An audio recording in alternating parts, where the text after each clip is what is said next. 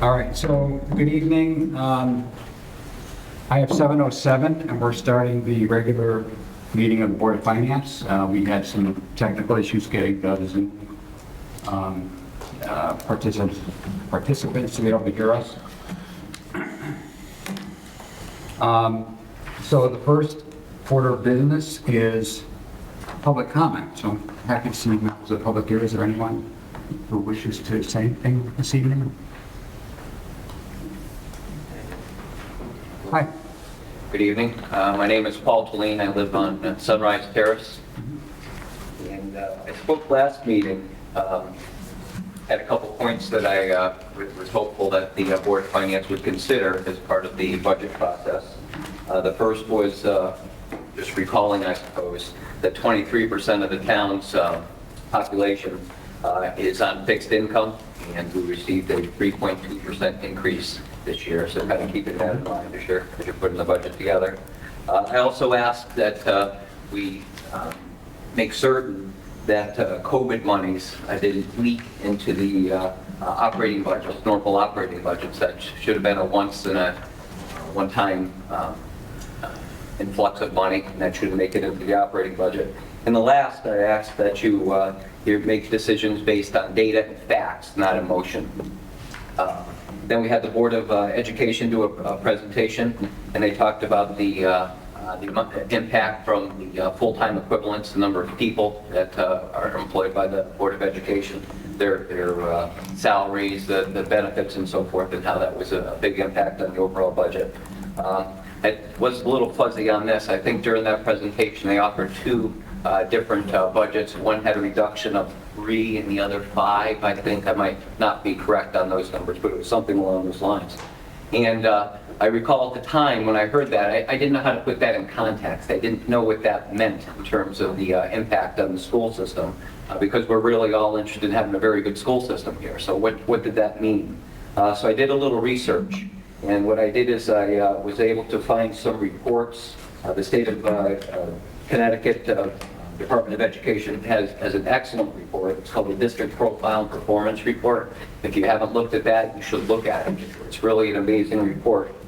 And there's a second one that's put out by New England School Development Council. That's the enrollment projection report. And this really talks about the projected school population going forward, estimates as best as they can. So when I did that, I was interested to see if the COVID money had, as they say, leaked over into the operating budget subsequent years. So I compared the 2019 to the 2020 budget, and for the for that budget there was 168.7 full-time equivalents against the school population of 836. A lot of numbers here. I'll boil them down here in a second. And then I looked after COVID, the 22-23, and at that time there were 864 students with a full-time equivalent education population staff of 174.4. Little simple math, little division shows that in both cases the ratio of students to staff was 5-to-1. Okay, it's good, it's consistent before and after, so I felt like there wasn't a lot of leakage coming over. I reached back to 2015, 2016 to say it was the same number, just a little bit back in time, and that was 5.1. Full-time equivalents per, so there's 5 students for each school employee. So I said, okay, that's pretty good.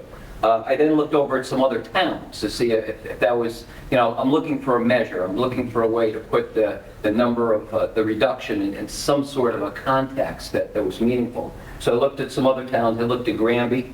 Granby runs I suppose they're a little more efficient. They had a 4.8 students to staff, and Suffield has a 5.6. So at the end of the day, kind of boiled that down, a lot of data. It shows me that probably the 5-to-1 is probably a pretty good number, as shown by several different years within East Granby and then surrounding towns. So then I looked forward. I said, okay, so now what does that mean for the current budget? What kind of head count should we be looking for going forward, given the school population? As we know, the school population in East Granby has been stable, if not slightly decreasing over time. And unfortunately, there was a few numbers I couldn't come up with, so perhaps the Board of Education during their portion can answer a couple questions. Last year, so the 23-24 year, in order to maintain the 5.0 ratio, there should have been a staffing level of 164.6. I don't know what the actual number was. If you compare that to the previous year, that would have been a headcount reduction of 9.8. Seems like a lot. I'm not sure that's appropriate, but again, just putting it in context. And the projections for next year, the 24-25, the projected student population of 835, again against the 5.1 ratio, shows 167 full-time employees, which would be a reduction next year against 22-23, where I have the last data of 7.4. So my message, so kind of in closing, in my view, according to this review here, the 5-to-1 ratio seems to work. I don't know if you folks were confused or not sure how to put in context of a staff reduction in terms of what it means to the efficiency of the school, but the 5.1 does seem to work pretty well. And as I say, I'm unsure what the staffing level was last year and this year to see if that's if it's remained consistent. Certainly, people investment is important. I get that. So that we have to be careful about what sort of reductions we do. Looking forward, we have a lot of development coming up in town. We have 3 or 4 apartment complexes coming in, and that's certainly going to have an impact on the full-time equivalents. But we should have a year's notice on that. By the time they put a shovel in the ground to the students go to school, we should have a year notice. So we should think about it, but not urgent planning. So long-winded. I hope I provided you some insight into hopefully helping you folks understand what it means for, when the Board of Education talks about reduction in staff, what it might mean to the overall productivity of the school. Thank you. Thanks, Paul. Other members of the public wish to make a comment? Is there anyone on Zoom? Can you see, is there anyone on Zoom who'd like to make a comment? Thank you. All right. Not on the agenda, but I do want to note, since we are missing a couple members, Jeff Rath will be a voting member tonight. All right, next order of business is acceptance of the March 19th meeting minutes. Is there a motion? So moved. Second. Any discussion on the minutes? Okay, all those in favor say aye. Aye. Anybody opposed? Motion carries. Communication and correspondence.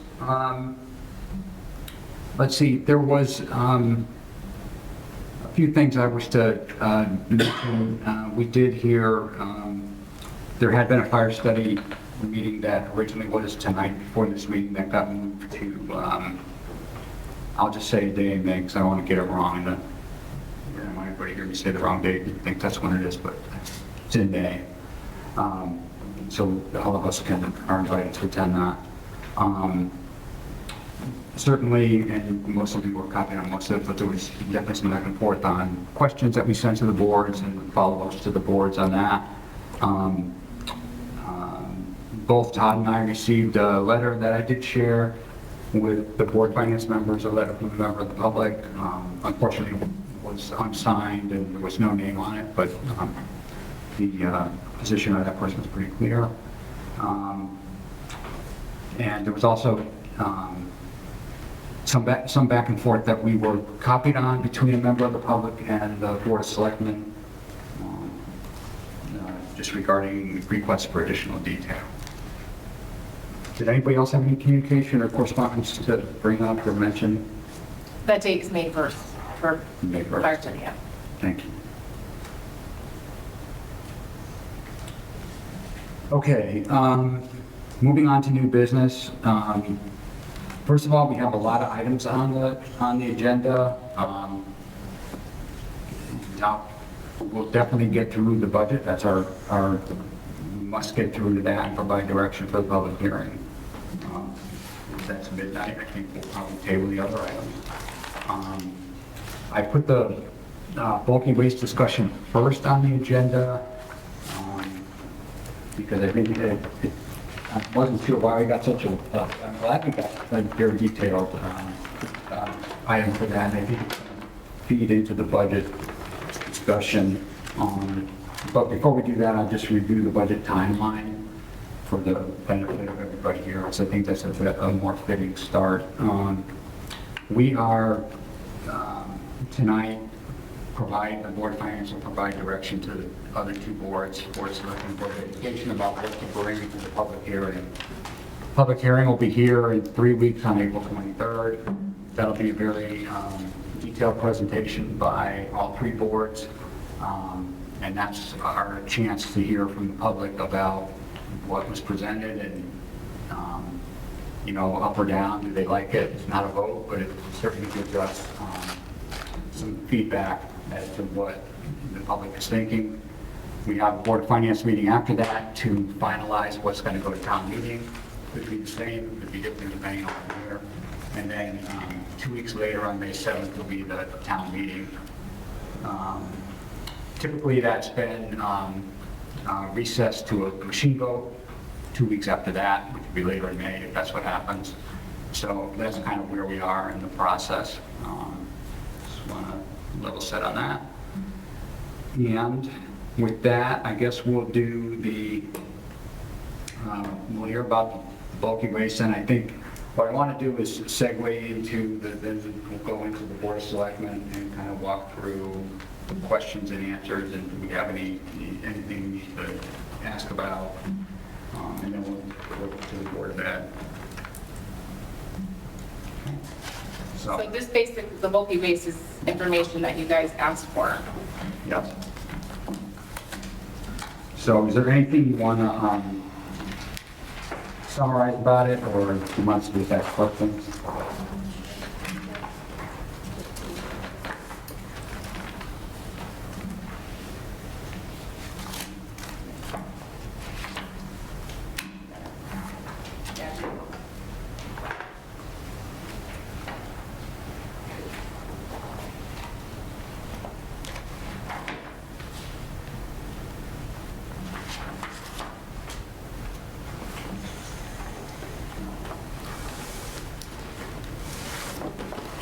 This material is in that, the lengthy PDF. I have printed out some of the pages, but if you're looking for it. And everybody picked up their packets, right? They were in the mailboxes. So, Yeah, they were there. Ed provided them for everybody. Ed put it in an email, so. yes. Yeah. Is it the same stuff that was in the email? Yeah.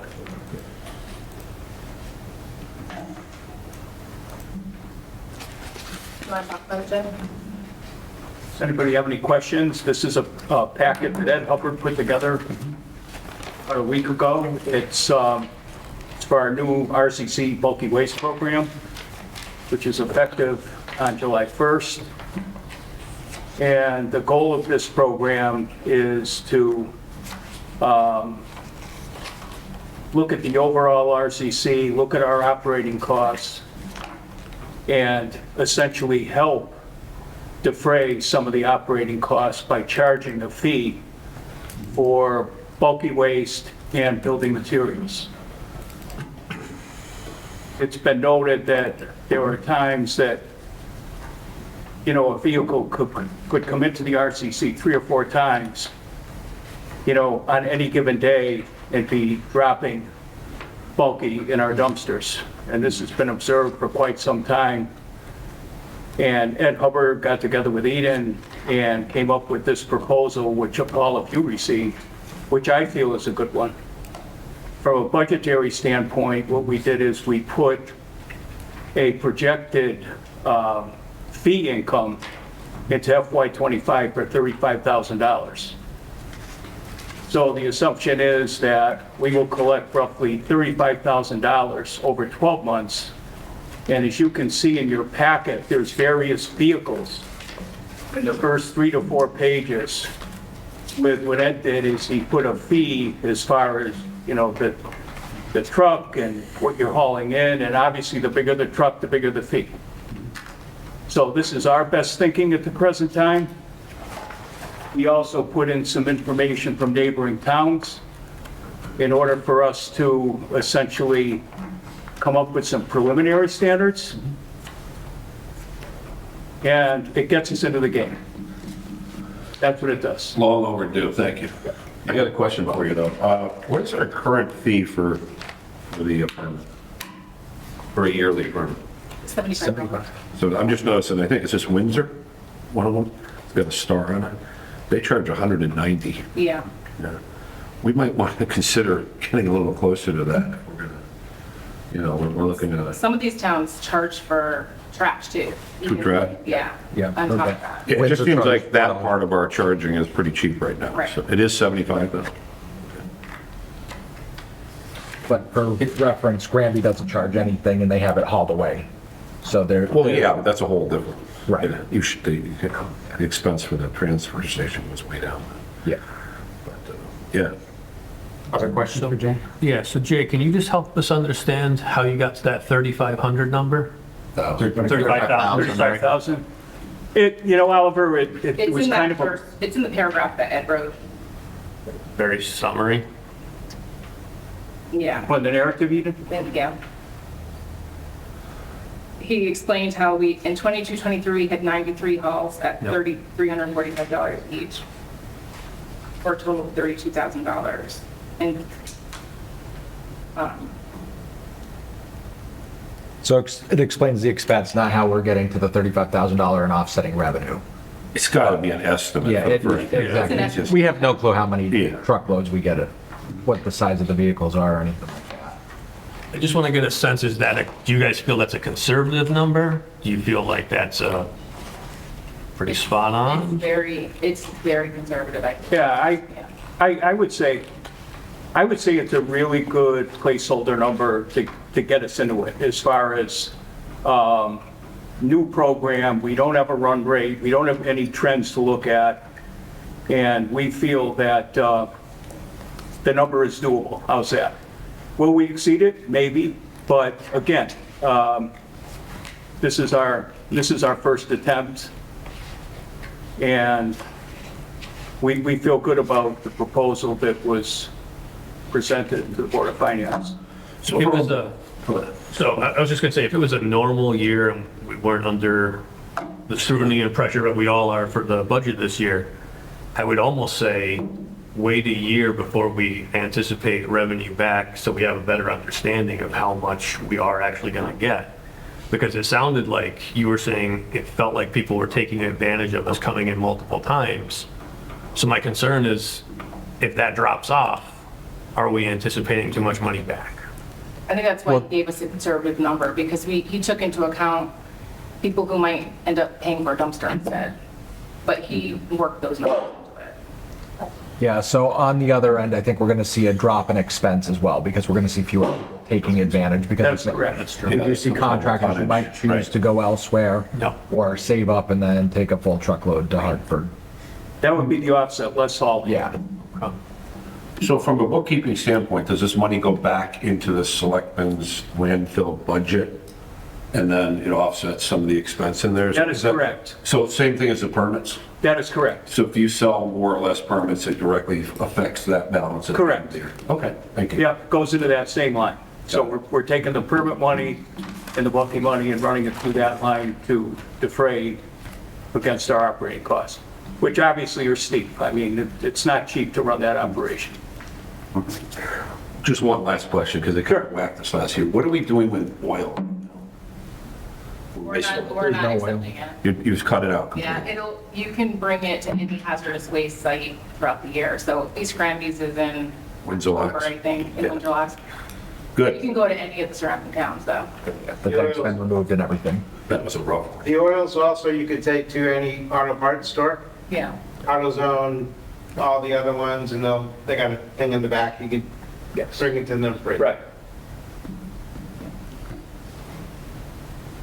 Any other questions about the bulky waste? Yeah, Ed didn't anticipate any more, like, staffing needs to monitor all this. I'm seeing a lot of stuff that he may possibly need to monitor coming in, but the staff can handle Yeah, it. pretty much staffing is going to remain steady state. During peak periods, we'll have someone else in there part-time. But no significant uptick there at all.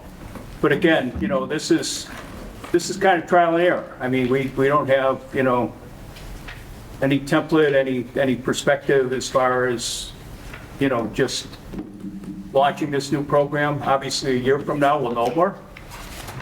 But this is our best thinking at the present time. And just so everyone knows, Ed did go to surrounding towns and get pricing, and we're pretty much below average. We're not like charging more than around different towns. Yeah, so I'd like to thank Ed Hubbard. He's been talking about this, and finally he put his pen to the pad and he came up with this, and, kudos to him. And Eden as well. Definitely well developed. Okay. Anything else on the bulky waste itself? You all set? Well, I'm probably going to ask more questions now. We're going to expand it to the materials that came back. So I know you guys you sent another PowerPoint to us that we've all looked at. You answered some questions via email. So do folks have questions they want to ask about that? Do you want me to go through those? And I guess, is there anything that you want to emphasize before we ask any questions? Anything you want to emphasize? Not that I can think of. Eden? Do you want a copy of it? To have it with you? Or you all set? Yeah, I think I'm all set. I think I know it pretty good right now. So, some of the questions that came back. First of all, there was, regarding the, one of the things we had asked the Board of Selectmen to come back with was removal of all the ARPA funded positions and removal of one police officer in the budget. That was your 3.73. And just for board members, and my apologies, I got an email today that I forwarded to you that you probably didn't see right before this meeting. But many of those positions were already out of what was presented to us 2 weeks ago. So that 3.73 has all of them out. We just wanted to clear that up, to my understanding.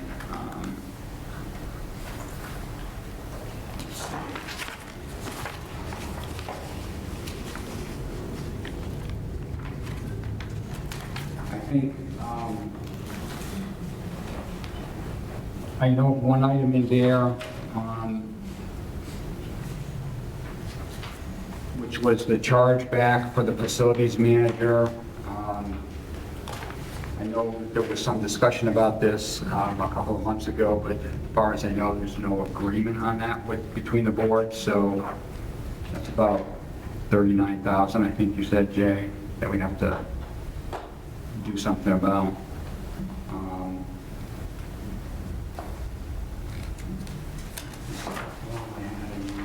So what we did, Jeff, we took the 39,000 out of 3.5%. Yeah. So when you look at Ray Carlson's line, the 4,200 line, it's out of there. Okay. So when you look at your numbers now, we just, And is it also out of the 3.73? is it out of the 3.73? I'm gonna, that one I'm gonna have to check. Okay, yeah, if you would, that would be, What's the 3.7?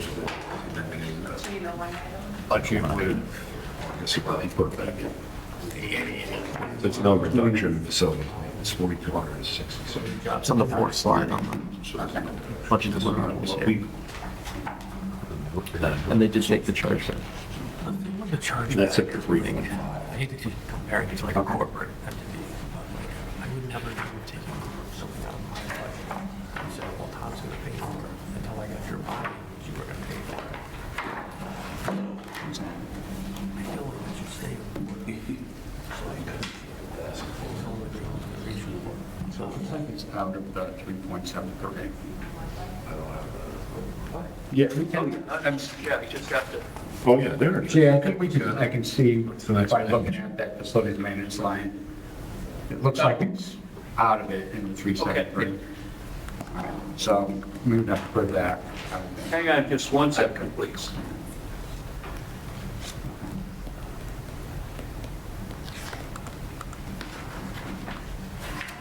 I think you go. You shouldn't take that out in my mind until you've got the 5 in. Well, look at 3.5, it's in there. Yeah. It's not in 373. Yeah. Where else, then you gotta try to figure out where else. All right. Are there other questions from the materials we got? From the Board of Selectmen? Yeah, I have questions. All right, I'll be right there. Yeah, I'm going to. Yep.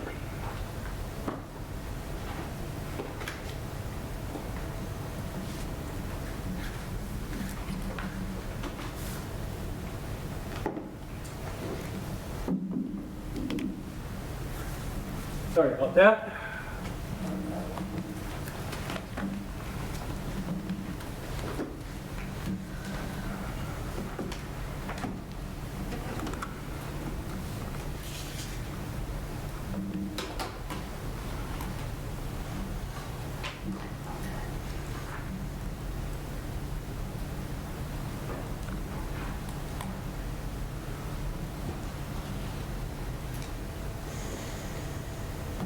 Okay. So the 373 did in fact include the chargeback. The 3.5 did not. So, so where did that shift? Because it's less, it should, I struggle, okay, so I can see it in the reverse, okay? Right. But So it's a budget credit, so we're basically adding that. So where back. did you distribute that other money?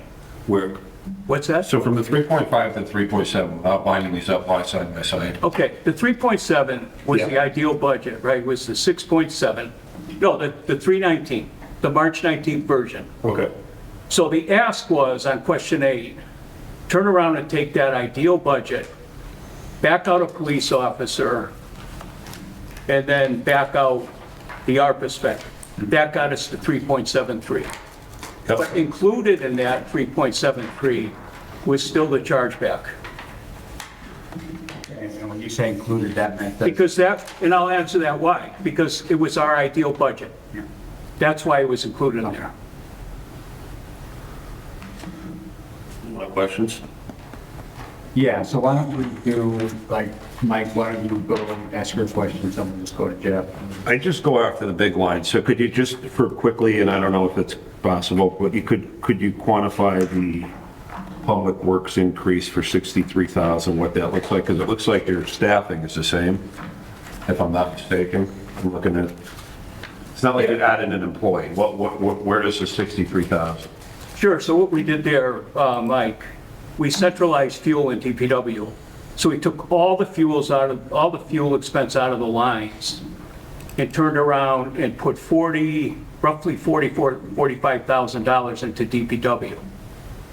And that's what drove that increase. So you took it out of the police line? Yeah, 5 or 6 lines. Okay. That's right. Okay, so there's only really 23,000 other than That is shifts. correct. Okay, Yeah. all right. And then we added some operational spend in there. There was additional spend for admin support. And then Ed was doing some organizational changes. The driver, again, is taking the fuel, and the fuel was, in last year's budget, around 43,000. So then we're upping it now, I believe it's like 77,000. So that's the entire town at DPW. So DPW was pumping out of their own tank, Correct. and the police and other were going to what, I guess? Yeah, and we also have some efficiency savings also because there was a lot of billing going back and forth. So Well, you have to turn They were around. pumping out of our tanks, but it was in their budget. Instead, it's You in shifted it to DPW's the, budget now. okay. Yeah. And also, our Board of Ed friends, they're using the DPW also, to fill the buses. And then there's some invoicing going back and forth to reimburse the DPW. And that's because we were able to buy bulk at $2.99 a gallon instead of what they were paying. I don't know, it was closer to over 3, I think, right? I see something. I'm not prepared to answer this. Okay, But it is a savings yeah, it's a savings, for all of us. yeah.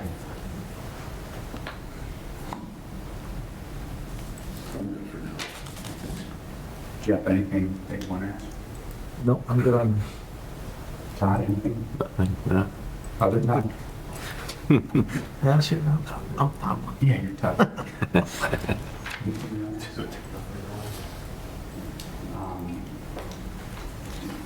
no, I think I got enough. Okay. I do want to thank you, though. I mean, I should have led with thanking you, but thank you to the. I'm sorry.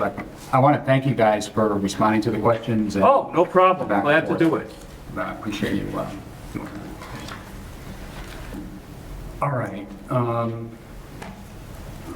Then, all right, let's go to the Board of Ed then.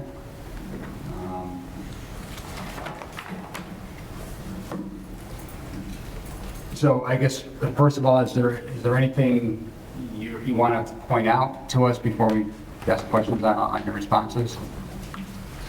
I have nothing additional. All right. Thank you also for your responses. I appreciate the timeliness of the responses you gave us and the follow-ups as well. Okay, so the Board of Ed gave us a couple things. We got staffing counts by, FTE head counts by, type.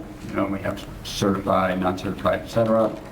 We also got an overview of the space needs by building. That was provided, and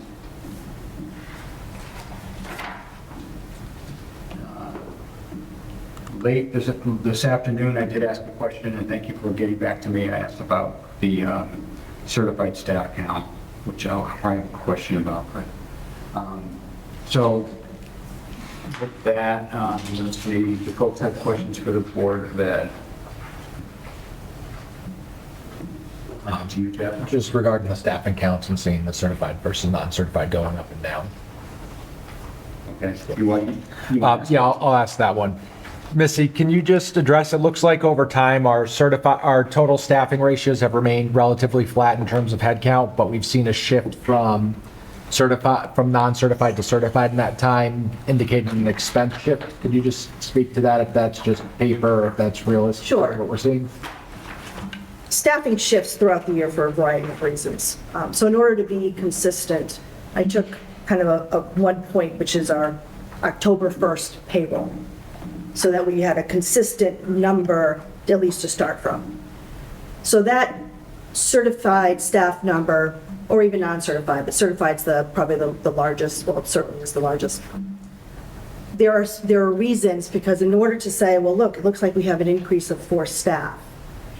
So in order to crosswalk those numbers, I took what's the Teacher Retirement Board transmittals. So that's the information that goes to the state system. And I looked at the roster of staff. So what happens, or could happen, you might have a teacher out on, say, FMLA. So they're not technically being paid out of our certified staff line, but that position is still being filled by like a long-term substitute. So the payment would come from our substitute line. So that would, in essence, decrease our certified staff number, but we're paying for that same position through a different line. So said another way, our total staffing of 159 going up to 159.6 about shows a steady, consistent view from what we've had since 2018. Correct. Okay. Correct. And one of the other examples is we had a position where we had a resignation in September. So October 1st, there was no payment from that person. However, we hired someone in November. So that number looked down for the previous year when actually we had somebody there. Another example with our increase in student support services, we would pay through consulting services for some services such as speech and language pathology and transition skills, life skills, like at the middle high school. So rather than support that service through a consulting firm, we reallocated that funding to go into a certified staff number because we were able to get a more consistent service at actually a better price and more days a week. So it actually served us, better. So the funding in that case was in our consultant line. So we've added headcount by transitioning them from a consultant. On this sheet right here, we would have added staff from a consultant role into certified staff. So are we then losing other staff members in that count then potentially? So on a net basis, what I'm understanding is we've had that budgetary, we've had 159 staff, let's call it, and then we had 2 consultants that we then hired on as full-time staff. Would that then go into that full-time staffing headcount, or is that accounted for in this number somewhere else?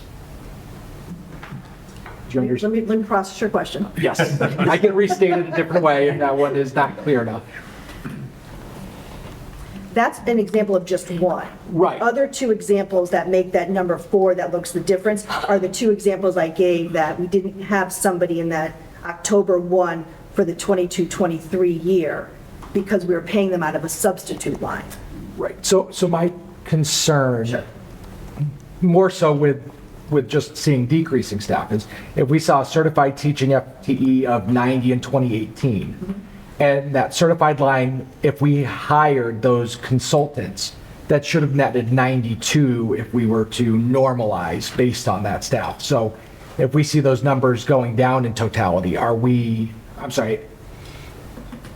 we had 90 certified staff. Those consultants were not considered any of this total staffing in 2018, is that correct? So any consultant that we hire would not be considered in the certified staff teacher line, that's correct. So on a net basis, our total staffing ratios have actually gone down. It's just on paper, have gone up. Our student to staff ratios have gone up because we have, not on paper, in actuality, our student to staffing ratios have gone up because we have not gained more staff, but brought more staff under our payroll instead of as a consultant. Do you guys understand what I'm trying to? Yeah. The staff were there through a consulting firm. But they weren't Just reflected. in a couple examples, that's. Right, but they weren't reflected on this form. That's correct. So we are actually losing headcount year over year if we look at it on a net basis. Well, the real, Or not might be flat. Yeah. Well, it's showing the numbers have been flat for the past 5 But years. if the consultants aren't shown on here, we don't have that number. So how many consultants do you, are there like 5 of them or 2 of them? But that would Well, apply to the it head. varies from year to year again, because the reason we go with the consultant at some point in time is we didn't perhaps have the need for a full-time staff member. Right. So we consult through a variety of agencies. Then when the need gets to the point of, I'll give another example, our nurse. Our nurse at one of our schools was actually through an outside service. Technically a consultant. Correct. Right. So we brought her on as a non-certified staff member for a variety of reasons. One, it was, less for us to do so, and it provided more consistency for our families. So the funding was there to always provide that support, and I'm not sure. So it just sounds like we're missing a line. Right, yeah. But his concern is, and that's kind of not an example because it's a nurse, but how many consultants are there floating out there which would affect student-teacher ratio on that regard? And is it mostly part-time consultants? Is it mostly? They're So you're mostly bringing in for part-time. special needs? Correct. Okay. So occupational therapy, Just kind of- physical therapy, those are some of the key, and we did some transition services at our middle high school with a consultant. Yeah, I just wanted to make it clear that when I see that 90 going up to 96, it's not because They hired we 60. hired 6 more people. We increased by 7%. It's because we brought them on for other reasons or there was other fluctuations. And to that point, you're saying if somebody's out on medical leave, they fall off, the number falls off certified in September, say. So you're not actually quantifying as a staff member, but it would increase the substitute line, which would be maybe the non-certified? So you're filling Actually, it's a that? whole different line. Oh. Yeah, substitute line is a whole different pay line. But Yeah. because you can, I could have chosen December 1st, any day. Well, fair enough. Yeah. So we just, I thought, actually, I worked with our payroll person. October 1 is a report we give to the state every year. That seemed logical to look at that date. But you're correct. So if somebody's out on FMLA leave, So that year you dropped down by 5 teachers, say? That was a year maybe you had some people, pregnancies, whatever, yeah. There were 2 kindergartners who were out, 2 Yep. kindergarten teachers out on Yep. maternity for. Yep, any type of a long time leave and the person's not getting paid any longer, but is still, we still have somebody in that position. They would not be accounted for in the certified payroll because they're not getting paid. So certified stat, if you averaged it, has been fairly static. That is correct. Our paraprofessional line has decreased a bit over time, but our certified staff has remained pretty consistent.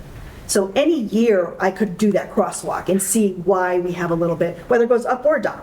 Yeah. You know, there's some years that it looks like we went down in staff, but it was really because of the same reason. We did go down 1 teacher in 2021 because we had more children being educated at home, so we did decrease one of our sections of our elementary school.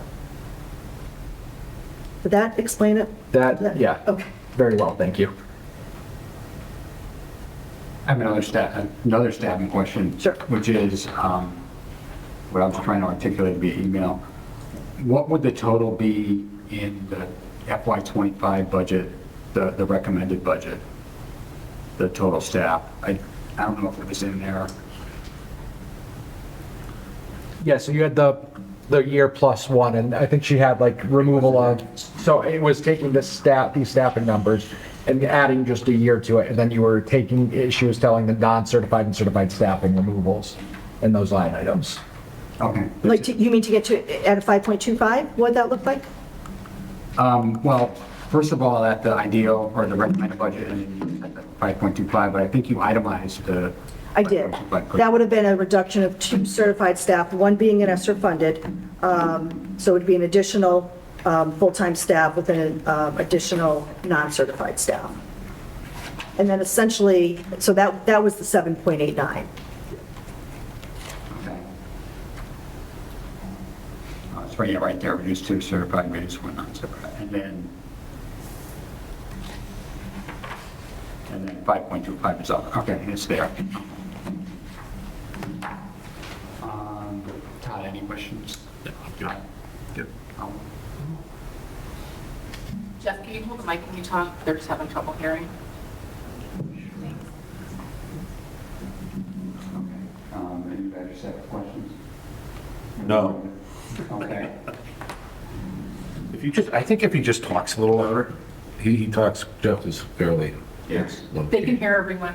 Yeah. They can hear one of you. Now they just Sorry. blew him off All their right. computers.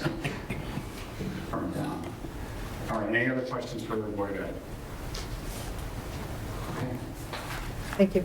thank you.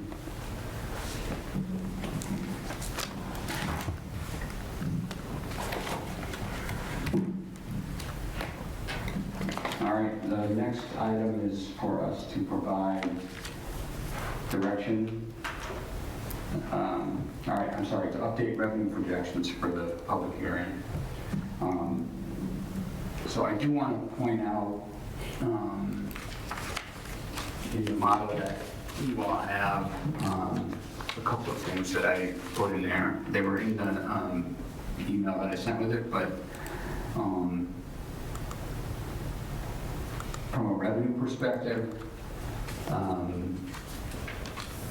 our, let's see, interest on the general fund significantly above what we budgeted, like by a factor of 4 or 5. So what I chose to do there is book the revenue as what it was on the last month-end treasurer's report, which was the February report. So it'll probably be a little north of there when we get the next 3 or 4 months, but I thought that we would use a conservative number.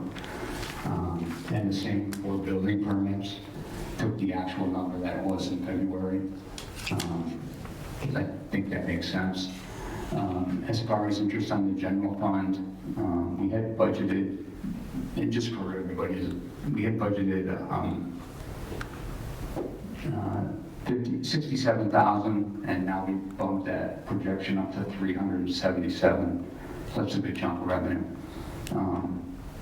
In next year, we had budgeted 50,000, I bumped that up to 100. We know the Fed is talking about lowering rates, we don't know when.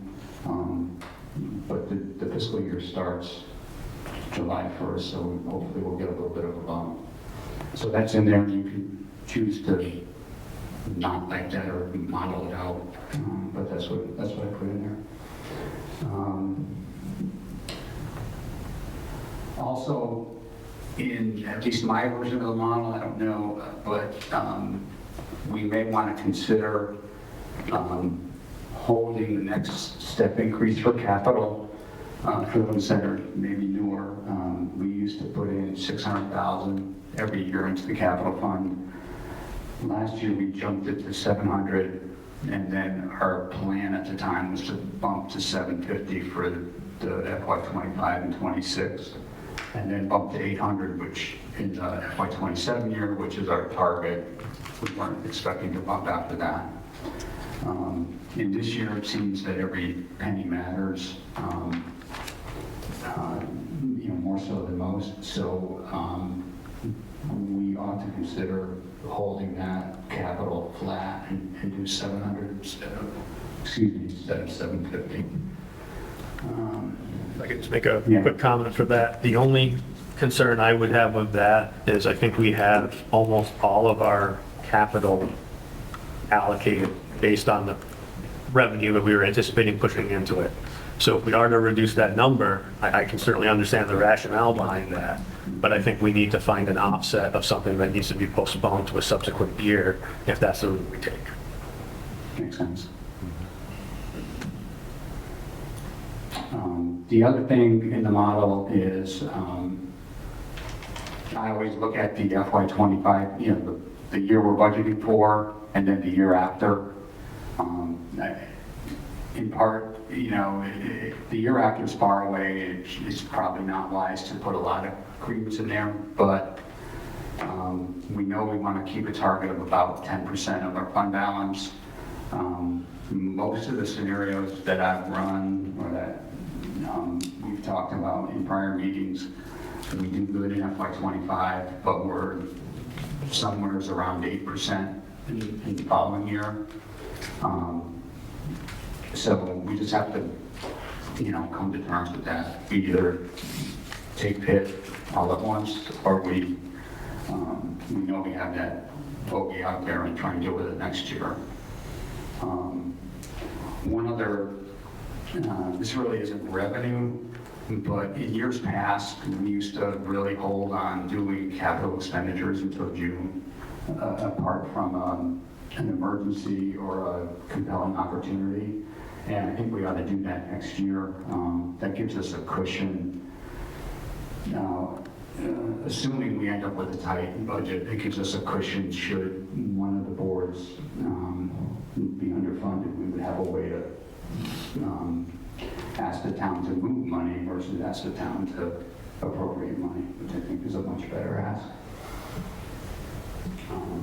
Does anybody else have any thoughts about revenue or questions about revenue?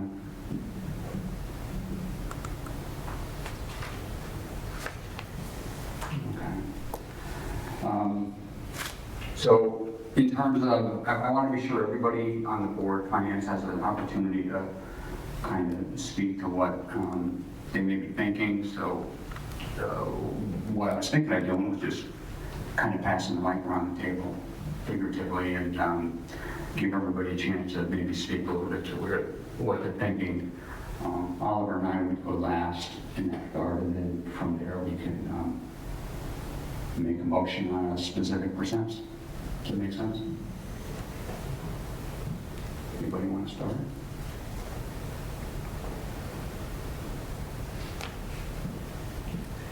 I guess I'll start low man on the totem pole. Okay. All right. As I look at the numbers, one of the things that really catches my eye isn't so much where we're at now, it's how we got to where we are. And I think that we would be remiss if we didn't acknowledge that the past couple of years, we've had lower than expected tax increases. I'm looking at historicals and it's 1%, 1.5%, 2%. It's in some years less than 1% overall mill rate changes. And given this, I think we've put ourselves in a bit of a position where we deferred this. And it's not that we've taken COVID funds and hired more staff and now we're stuck holding the torch. We've used those COVID funds, we've used other sources of revenue to delay the inevitable of taxes coming up. We've been able to celebrate those victories, and I think that unfortunately now it's all come up to this point where with reevaluations of housing, with the budgets, with all of these, all of this free money now going away, we have to continue to keep that lifestyle that we've had. It's not that we've grown more, added more. We've been pretty consistent. So where I'm at is I think we need to be reasonable. We can't go on a +1 basis for all of these budgets. We do have to make some concessions and we have to realize where we're at. But we also need to be reasonable and understand that where we're at is in a better position now than we were 3 years ago. And now we need to get back to where we would have been had we had these consistent step-ups over the past 3 years. So my thoughts are that we need to be at 3.73% for the town and 5.25% for Board of Ed. Anyone else? Say that one more. Your last numbers. 3.5, 5.5. 3.73 and 5.25.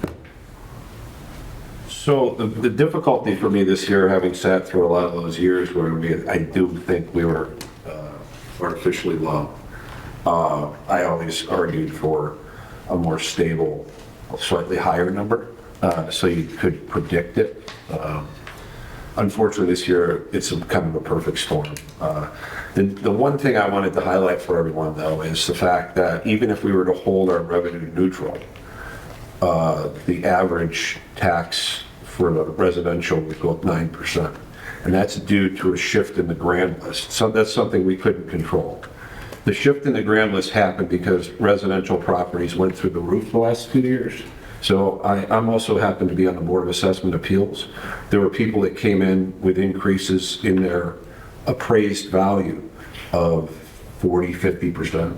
So what that does to the grand list is it shifts a bigger burden from commercial, personal property, and motor vehicle into the residential line. So we went from, I believe it was 58 to 66, was it? Yeah, is that right? 66%. So that in and of itself created, like I said, even if we were to keep revenue neutral, collect no more money, basically create chaos in the town because you'd have no increases for any of the budgets, it would force the average homeowner to pay 9% more. So consider that for a moment. Even if we went rogue and said no, okay? That's not how you run the town. You have a certain expectation of increases from year to year. They count on us, we count on them to do it in a responsible way. I feel like the communication has been very clear this year. My biggest concern is for the Board of Ed, frankly. I think the 3.7 for Board of Selectmen can be worked. I think it's an easier budget to create other opportunities within. Leave it at that without getting into each line item. The Board of Ed is almost completely contractual. They're fixed in, they're locked in. I can't vote for anything less than 6.5% for the Board of Ed. I just think we already heard the staffing reductions. We've seen that they've been static over the last few years. I think if we meet somewhere in the middle, which I consider 6.5%, then we're giving them the opportunity to work it. And I like a lot of what Jeff said on the revenue expectation side, because I think as conservative as we can be this year is where we should be. Because we need to see how this all shakes out. There's a lot of moving numbers here, and we're trying to do, I've been doing this for quite a few years, and I pulled up our 5-year plan from 5 years ago, just to see where we were. And we're generating $500,000 more than we expected. So there's a lot of play in the budget. We were pretty close, to be fair, considering, but getting back to the budgets, I think if we were to come in at the 6.5 and the 3.72, I think we're giving them the opportunity. And we're also keep in mind, folks, this is not, those 2% and 1% increases that we were working with were in years when inflation was substantially lower, okay? It's coming down now, so I think we're on a good curve. Last year it was what, 8% or something like that?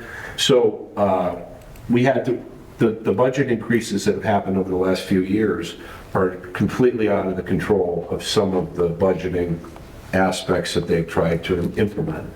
So if you also have to keep that in mind, I think, going forward. So I'm just trying to protect the investment we've made and ensure that we don't short circuit a lot of progress.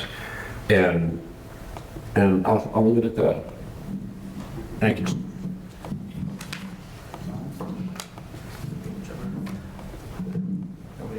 Sure.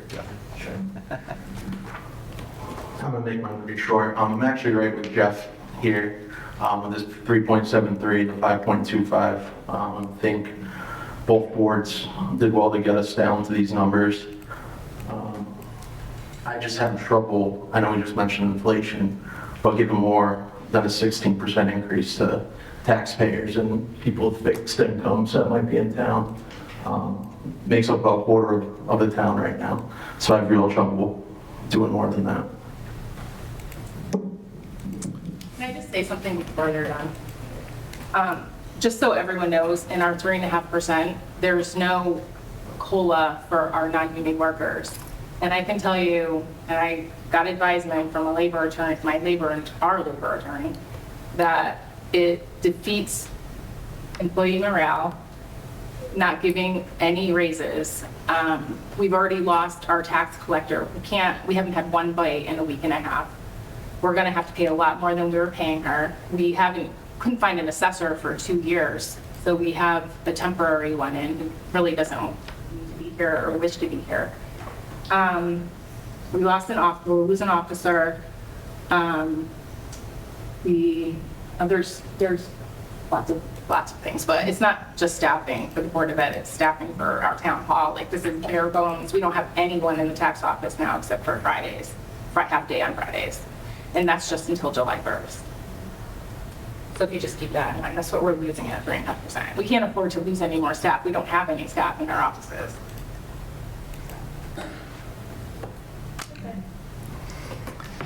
All right. I mean, it's certainly challenging because there are so many pieces to consider. In a perfect world, I'd love to vote for a budget that funds all the needs of both the Board of Education, the Board of Selectmen, but then we have reality. Nobody wants to see increase in their taxes. We also don't want to see staff cutbacks because these are people's jobs and livelihoods. But I do feel, as the elected Board of Finance for our small town, we do have the responsibility to look at all of the residents in the town and take into consideration the financial burdens that they have, be it a fixed income on retirement. We've all been hit with the cost of goods increasing year over year. So although the direction given to the boards back in February might have been a bit higher, I am inclined to stick with those increases. The direction that we had given.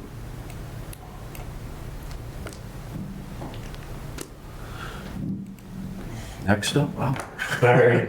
So Mike did a great job explaining that if everything held flat, we're looking at a 9.5% increase on people's taxes before you consider any additional budget increase here. And I, for one, think that's a lot to ask of people. I know last year there was a lot of pushback on the 6% tax increase. That was the largest tax increase we'd had in a quarter of a century. It was insane. So I'm really concerned about the potential of more than doubling that, and that's what we're talking about, having an average impact to people. There's a couple also things we need to take into consideration. According to our 5-year model, including the upcoming years, we are going to have spent more money than we have brought in for 7 years in a row. That's unsustainable. And one of the factors for that is when we do look at staffing, Board of Ed is very good about saying we are consistent and that matches, but On the general government side, 5 years ago, we had 48 employees. That's now ballooned up to 61. That's 25% more than 25% more staff in a 5-year time span. That is unsustainable with the growth that we've come from our town, right? We haven't had 25% more homes put up in East Granby. We haven't had 25% more businesses. We are spending at a pace that we cannot keep up with. And I think we need to course correct. And one of the things we also need to keep in mind is when we gave guidance at our last meeting, we had underestimated what the tax increase to people was going to be. At the time, we were operating on the assumption it was going to be 7%, not 9.5%. So that's 2.5% more just from the reevaluation alone. So if we backed into the numbers on what we thought we were doing to have the tax impact on people, instead of 3.5% for the general government, it would have been a 1% increase. It would have the impact that we thought it was going to have. For the finance, it would have been, I think, like 3.75, right? But it would be significantly less. So I think what we have done is we've done a disservice by providing guidance originally that was too high. I think if anything, we need to tone it down and scale it back from what was originally done.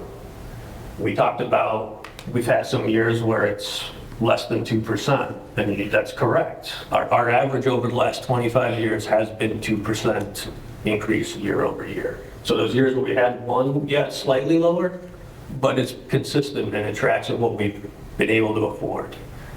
We can't afford these jumps of all of a sudden it's 6%, and now it's another 12 plus in consecutive years. There are people who are making hard financial decisions now to get by. You know, we're very blessed right now that all of us can be here. There are people who have to work multiple jobs who cannot be here, cannot have a voice. And those are the folks that are going to be disproportionately impacted by what we choose to do with this budget. And I think we really need to be mindful of those folks that are already making sacrifices and don't have the financial bandwidth perhaps some of the citizens of East Granby do when we consider what we do here tonight. So I just want to say, we don't have 61 employees. Sometimes we have part-time DPW in the summer. That added to the numbers. So the numbers you gave us were incorrect? No, there are a couple part-time employees in the summertime. Okay, so we have 61 staff is what the When is at its highest with DPW. Okay, so compared to the 48, which I'm sure at some point had some also staff that were at its highest, right? So there's So- no breakdown between full-time and part-time, is what you're saying? I don't believe it A lot had, of no, those are- but it's increased by over 25%. But I think- Sure, whatever. I think a relevant So- metric would be if you're looking at FTEs. Well, no, one more. Park and rec is a lot of those, but like camper and- counselors. So those aren't employees that we So have. even, I don't think it's appropriate for us to get into a back I know, and but forth. I want people to know we haven't So- increased our staff that much. But we have. And like we raised police from 5 officers to 8. Like we have made increases at a pace that we cannot maintain. We have we spent more money than we brought in 7 years in a row, including the next couple of years projected. It's just unsustainable. And I'm really, really concerned about some of the folks that are on fixed income, that are working multiple jobs, that cannot afford any sort of increase that we're talking about here tonight. So I personally think we should be back down closer to, 1.5 and 2.5 for Board of Selectmen and Board of Ed. And that's consistent with what we've done year over year. And even that is going to put a tremendous burden on people.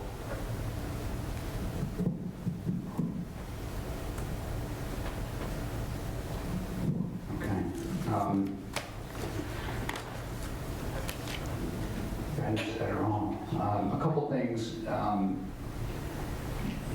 I'm aware for those whose home value has increased, it's a double-edged sword. It doesn't mean you have more money today in your cash flow, but your house is worth a lot more.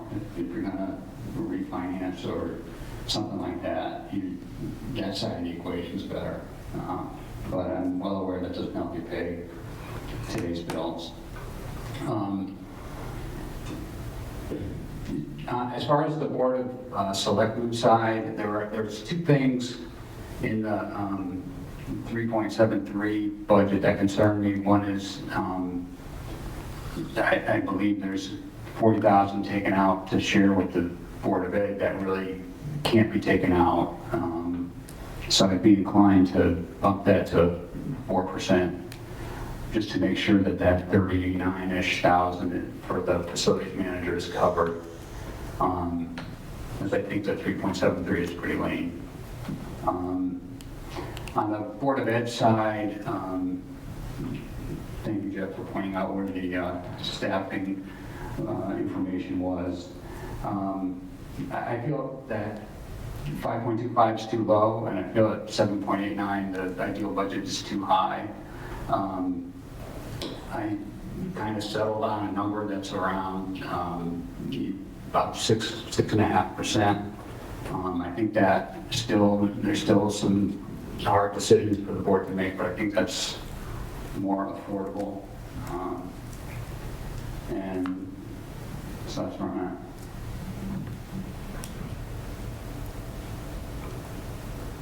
Could I just ask a question of the board? I thought the Board of Ed and Board of Selectmen had worked out some agreement on the police officer. Was there nothing Just the SRO. charged back? No what? Yes, sir. SRO, that was it. Well, I'm sorry. That's just the SRO. The student resource officer. But it's still an officer, right? It's a police officer. And I think the Board of Ed takes on 70,000 of that, right? Oh, this is different? Yeah. Oh, okay, never mind. Okay.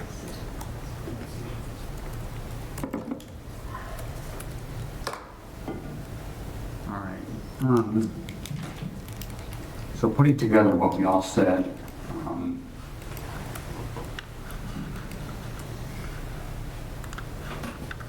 the average, you know, we take all of our 6 statements and average them. Is that right? Yeah, I get 3.37 for the town and 5.21 for the Board of Ed. So, I mean, you all heard what we all said, and I have the average, but is there a motion? Can I just, before we make, can I just want to, just to clarify something, so the police officer increase, which is a substantial number, right, that's a big part of the budget. I think one of those was the officer hired for the schools. So we went from, just correct me if I'm wrong, we went from 5 to 6, that was before your time, I think. And then it went to 7 when we hired somebody for the school, right? So it's actually just, that was the school officer, okay, which is primarily for the schools. And then the 8th was just recently. That's the one. Right. Yeah. We So went- just for clarity. We went from 5 officers. Do you know when that would have been? Well, 2 years ago, the police officer went. The SRO was last year. So So, yeah, I think that's something different, Mike, because we went from 5 to 6. What I think you're talking about is when we went from 6 to 7. Yeah, that's what, exactly. In 22 to 23, okay. Yeah.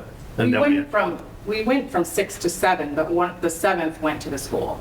That's my point. Okay, it really wasn't an additional town police officer. That was, well, it is. Yeah. It's like, so it really didn't increase the beat force, okay, on the street. The 8th was kind of unexpected. So, yeah. Very unexpected. So that's what we're trying to claw back at some point, but just for clarity. You want a motion? So, yeah, just for the new guy, let's go through a motion. I'll make a motion to set the budget for the fiscal year 24-25 at 6.0 for the Board of Ed and 3.5 for the Board of Selectmen. I need numbers, not percentages. You need a number. If you give me a second, I'll come up with the number. Do you all mind if I round it? I'm going to get back to you with that in about 2 seconds.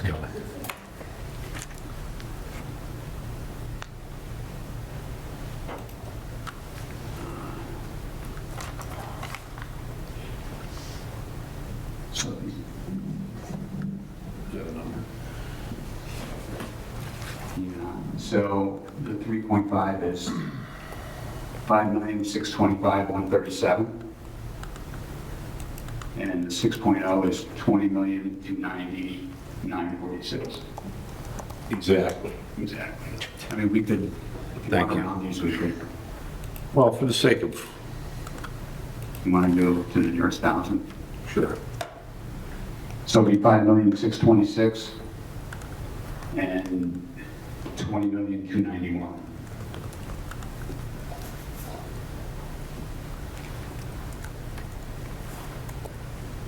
All right, there's a motion. Is there a second? Second. Okay, we have a motion, this is second. All those in favor say aye. Do we have discussion? Oh, discussion, yes, we do. Discussion, yes.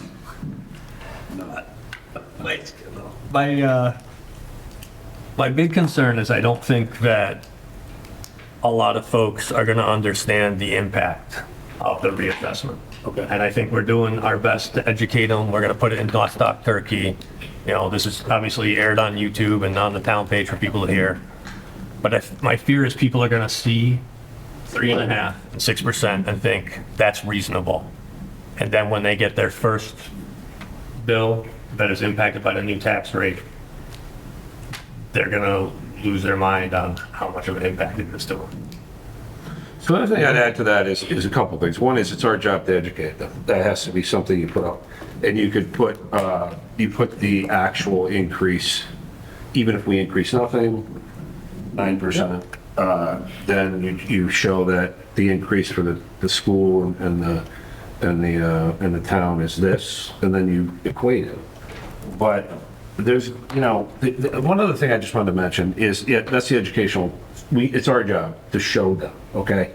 But the other thing is, it's up to the town. I mean, if they think it's important enough to fund the items that we're discussing, then they'll vote for it. If they don't, we're gonna find out. And I know you don't want to put a budget out that you think is gonna fail. I'm confident that with proper education and understanding, and if the parents and the seniors and everybody understands what they're buying into, I think you could get it passed. I don't know. But I know in other towns, and one thing, there's two other points I wanted to make real quick. One is we do have low-income tax relief for people. So many of the people you're talking about that are really in tough straits have a resource that they can turn to if they need to. Okay, which I'm all for. I wish we could increase that, you know, another whatever, increase the threshold. But that's basically, you know, the outlet for people that can't afford what they need. But I don't think we should be. Social services for that though, and her hours are at risk in the 3.5%. So Well, it doesn't disqualify them. They just have to know how to do it. Yeah. we can help them. Yeah. But the idea that, you know, we're taking advantage of the poorest is, I don't think fair, accurate, because they have tax. There are families, I'm sure, that are right on the cusp.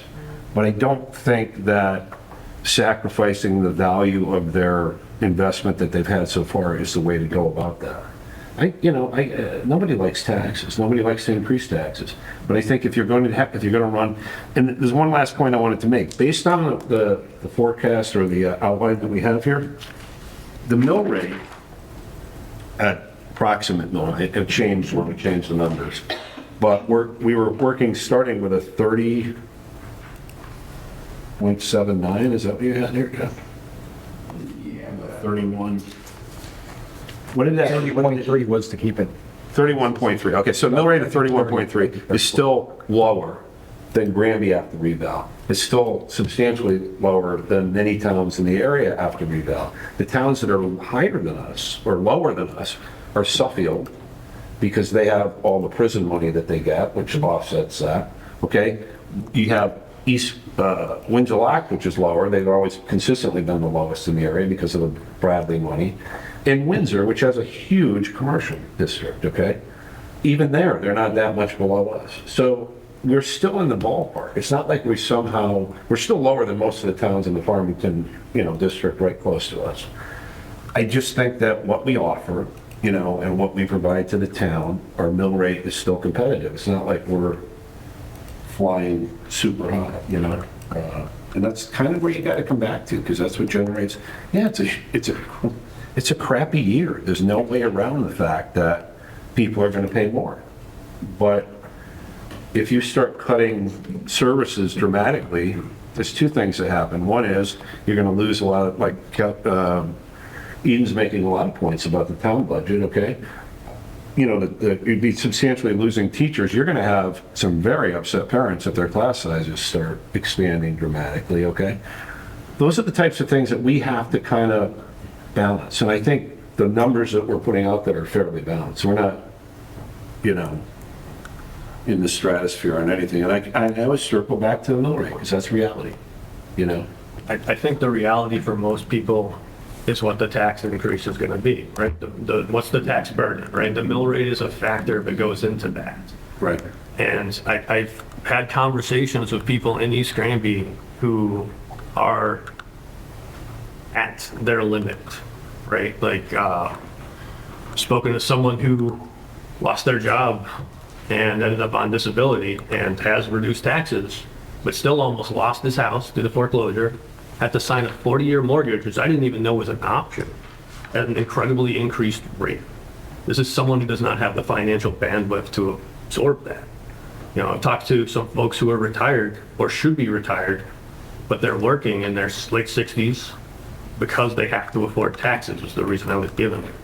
You know, I've talked to other people, another gentleman who said he's worked 7 days a week in order to put food on the table. So we're still running up credit card debt, just buying groceries. You know, I don't think we necessarily are mindful of our most vulnerable when we have these conversations, right? There are folks, another lady I talked to who's retired, can't go on her back deck because it is not safe to do so, and she doesn't have the capacity or the funds to fix it. There are people who, there's a couple I spoke to, it's 4 generations under the same roof. These are decisions that I am grateful and blessed that I have not had to make. And they're already there. What does this do to those folks? Like, I don't think they have the bandwidth to absorb this. Yeah, okay. Other discussion? I think to one of the points, Let's Talk Turkey article is going to be a little different for the Board of Finance this time. Harvard and I have kicked around a draft, but it's going to lead with this year's different. It's even a different revaluation year. It's the biggest one I've seen in terms of the shift. And we'll tell people how to calculate their tax based on the proposed mill rate. So there's some effort there to educate people, so hopefully when they come into the public hearing on the 23rd, that'll be a piece of information. And speaking of mill rate, we won't set the mill rate until after the town meeting, but we should give a anticipated mill rate, and it would be bad if that mill rate went up from the anticipated rate to after the town meeting. I mean, barring a completely unforeseen circumstance. And so that mill rate I'm showing is 30.6 would pair with that, with those 6.0 and 3.5. And giving us a 10.7 balance next year and a 7.8 the year after.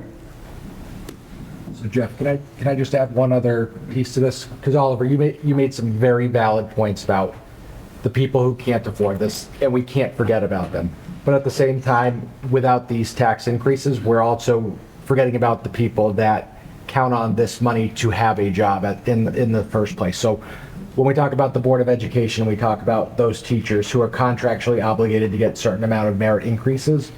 Once again, if we look back to the 2020 tax year, the largest increase from 2020 to 2023 was 1.22%. Our increases that we were giving those teachers were more than that. So we were taking those losses. If we had been reasonable and kept up with those increases year over year, we wouldn't necessarily be in this position. So they've had a benefit from this, as has everyone else within this realm. And it's either we tell more people that we're going to sacrifice on education, they're going to lose jobs, or there's always a loser on the end when it comes to these budget discussions, unfortunately. And we have to weigh all of those options, and I think that that's why we have 6 people having this conversation. And I just wanted to add one other thing, that is left out of the people who will lose based on employees and stuff like that are the 900 and some odd kids that go to our schools who will suffer less services.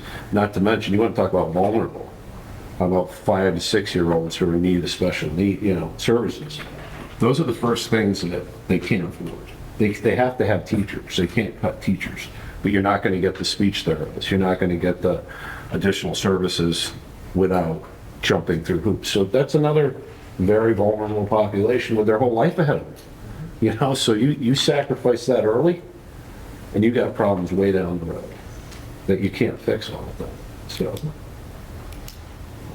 Jeff did bring up a good point about the average increase built into the contracts, and that actually came up during our conversation during the union negotiation, because I was concerned that if you have an average increase that is higher than our average tax increase, there's only a couple of ways you solve for that.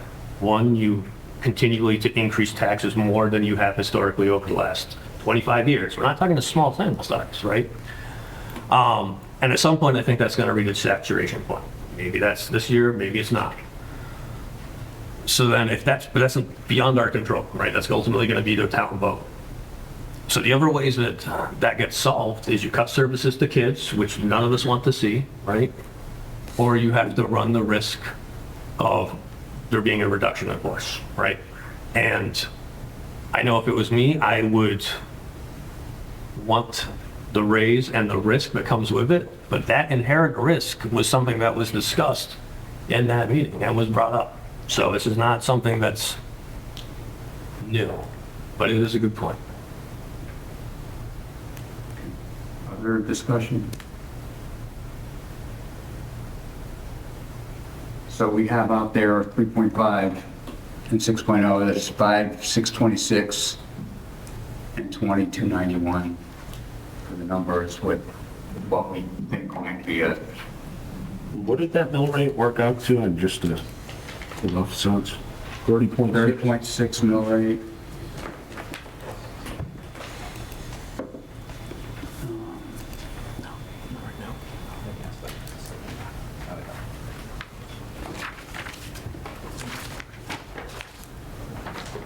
Which is about 4%, 4.7, 4.8% above zero increase.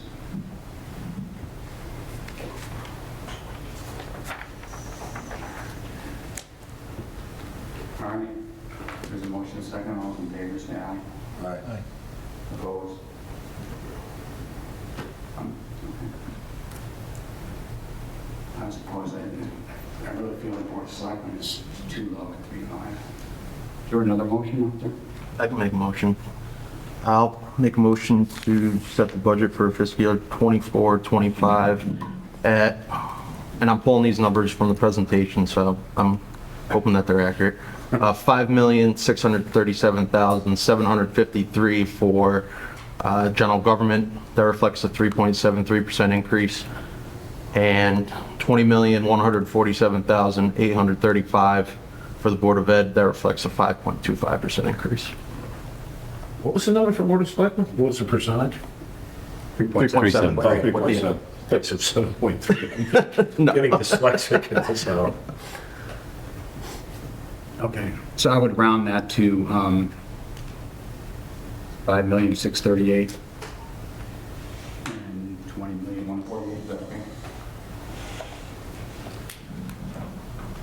Let me just see what a mill rate for that would be.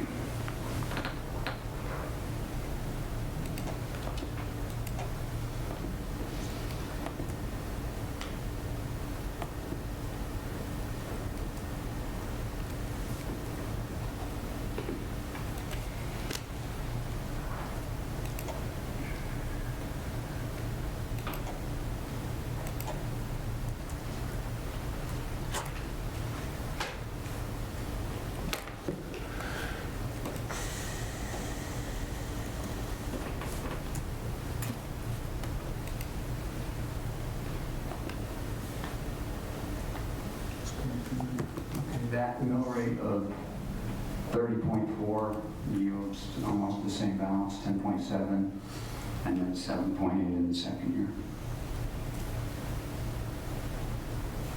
So 0.2%. Okay, any discussion on that? I just think it's too low for the Board of Ed. I'm okay with the Board of Selectmen. I mean, the difference between 3.7 and 3.5 for the Board of Selectmen is 3.72 or whatever you just said. Yeah, I just think the Board of Ed's too low. I didn't hear a second on the motion. You guys need to pass the mic around too, because no one can hear you. Okay, so we have a motion from Todd. Did we have a second? Second. Okay. Thanks, Kelly. Any other discussion? I'd be in favor of keeping the Board of Ed at the 6% that we've discussed and bumping up the general government to 3.73 if that would pass. Okay. Any other discussion about this motion? Yeah, I like the Board of Selectmen better. Struggle with the Board of Ed as well. Okay. Any other discussion? All right, all in favor, say aye. Aye. Opposed? No. Okay, motion does not carry. Jeff, you can also, in past years, they've split it, so they voted it just Board of Ed, just Okay. like now, that helps them. I'm not sure. Motion for Board of Selectmen at Do they need the 3.73. They microphone? need to know. Motion for Board of Selectmen, general government at, what was the 3.73%? Yeah, 5,638,000. 5,638,000. Is there a second for that? Second? You're doing them separately? She said we can split them. Oh, okay. Can. Oh, it's, oh, Doesn't Yeah, work. so this is just the general government. sorry, you need a microphone, Kelly. Yeah, couldn't do it. Yeah. A second? I second. All right. We have discussion on that. I think that's a good number. I think the difference, when you're on the Board of Selectmen budget, it's so close. Yeah. If that has mutual agreement, I'm okay with it. It's $38,000 from. Yeah. Okay, so there's a motion and a second. All those in favor say aye. Aye. Opposed? So the motion carries 5-1. I'll make another motion. I'll let you do that I'll one. make a motion for 6% for the Board of Ed. No. What was that number? What was the number for 6%, Jeff? 20,291,000. I'll make a motion to set the budget for the Board of Education for 20 million. What did you say? 291,000. 291,000. And just for reference, that's $150,000 over where we're currently at the 5.25. Okay. I'll second that. I'll second that. Okay, any discussion? How much did you say that was? 150,000. All right, so let me, 154 to be more precise. Yeah, so 3/4 of a point is worth 154. And since we're in discussion, I just remind everybody that this is instructing them to set budgets for the town meeting, the budget hearing, where after hearing public feedback, we can change it. This isn't the final number that goes to the vote. So what we're doing now is we're setting guidance for the two boards to come to us with budgets. And once they come to us with a budget, we present it to the town at a town meeting. And then we get feedback from the town if they're so inclined. And then we have a meeting after that to actually set the budget, to present to the Board of Selectmen, to bring to town meeting. So they decide, if they, and usually what they do is they put it to town vote. They could have a town meeting and do it, which is the way it used to be done. But for the last, since Jim has been first selectman, it's been by referendum. So there is an opportunity to change the guidance at one more time, or change the budget, okay? And one of the reasons that we do the referendum is because it allows people who may not be able to attend that particular night to have a say in what the budget should be for the town. Yeah, we could discuss that. I think everyone should have a vote. Okay. Sorry, I think I did that math wrong. Jeff, what was the 6% number? I think I missed the decimal altogether. 20,291,000. No, I was right. I thought it was 21. That number seemed really low when we were talking about 0.25% being 40,000 on the other budget. And the mill rate for that would probably be 30.7.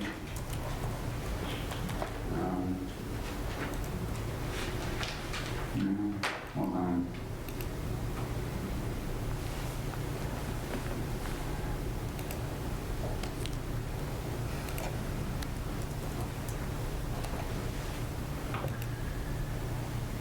I hope we get more feedback at the town meeting. Yeah, I hope so. Yeah. 30.6 would be 10.6 and 7.7, so I might advertise 30.7 Just to be safe. just to be safe, yeah. Okay, so we had a motion and a second for $2,291,000. The likely mill rate for that would be 30.7, at least going into public hearing. Any other discussion? Okay, all those in favor say aye. Aye. Opposed? Okay, the motion fails. And we have another motion. Jeff, you were at like 6.5 originally. Yeah. All right.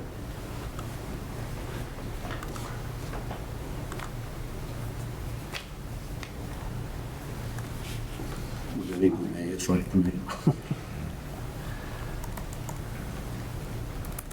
Based on where our average was, I don't think mine will. With two other nays. Yeah. I was originally at 5.25, but you brought it very good. It's actually pretty early. We've gone to midnight. So I've heard. It wasn't fun. Over like 0.01%. It was like, yeah. I'm hoping this is more rational conversation. Somebody want to make a motion for somewhere between 5.25 and 6?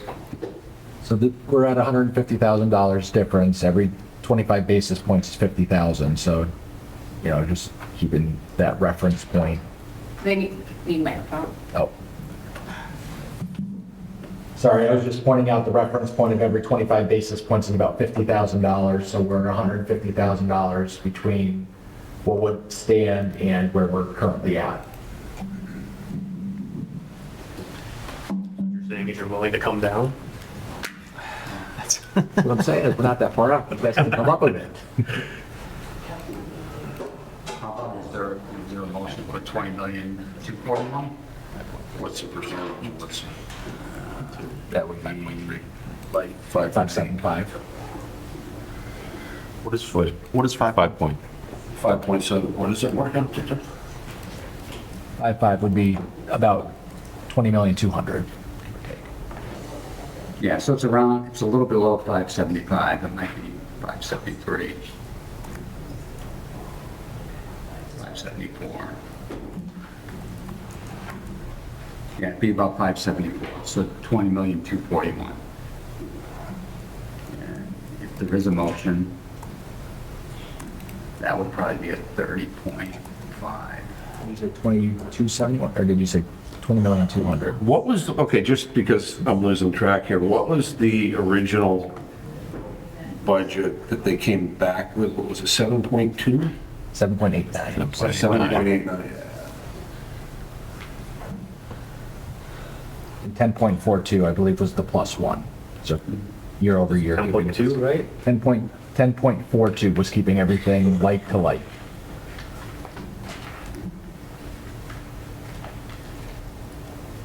Motion at 10,241.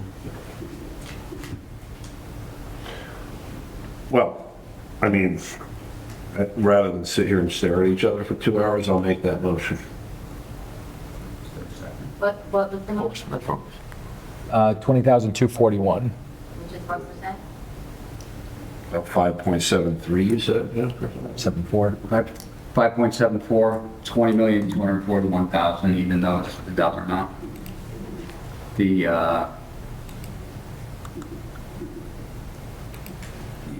It's between 30.5 and 30.6 on the mill rate. And Mike, you made that motion or Joe? I'll second. I'll make the motion. I'll second that.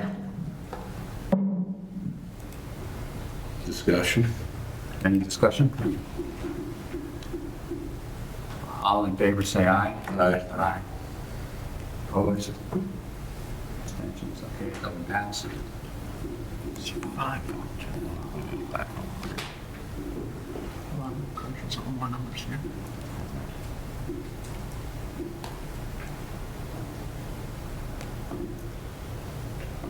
This mill rate reduction will impact auto tax as well, right?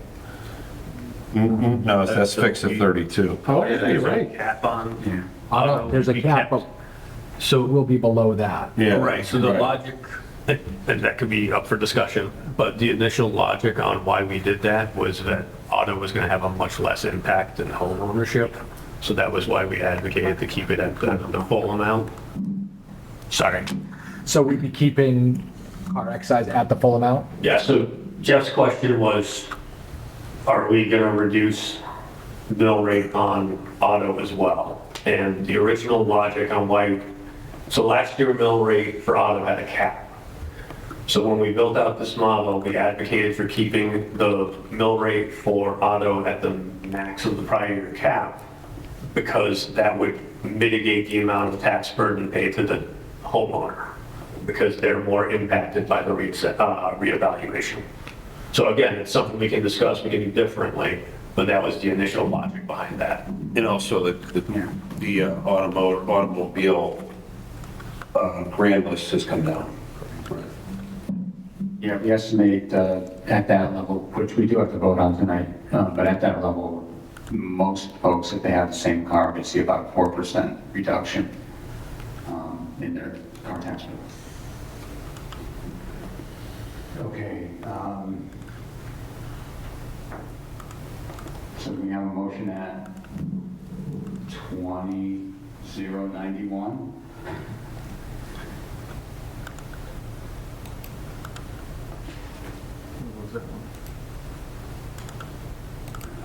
Bear with me. I guess it's going to be about.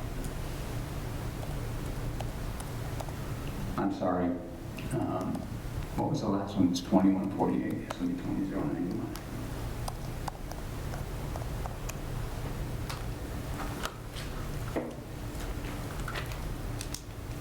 Kelly, can you read back the last motion for Board of Ed? That was 2248? The one that just failed, Yeah. 2241, and that's 5.74%.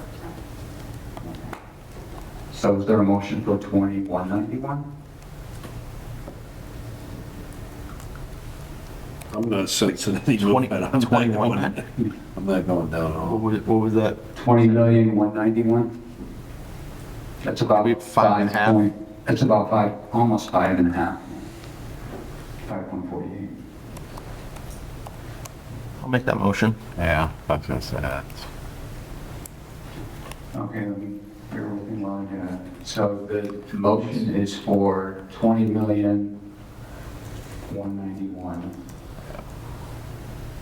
It's 5.48. It's about 5.48. I would expect the mill rate.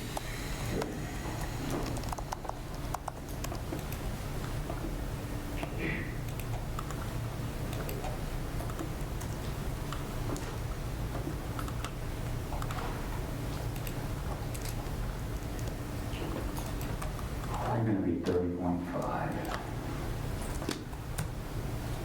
30.5 at that gives us 10.8 and then 7.9 in the other. So is there a second? There was a second, right? Yeah. Okay. So there's a motion and a second for 20,191. 191, yeah. Gotta get my.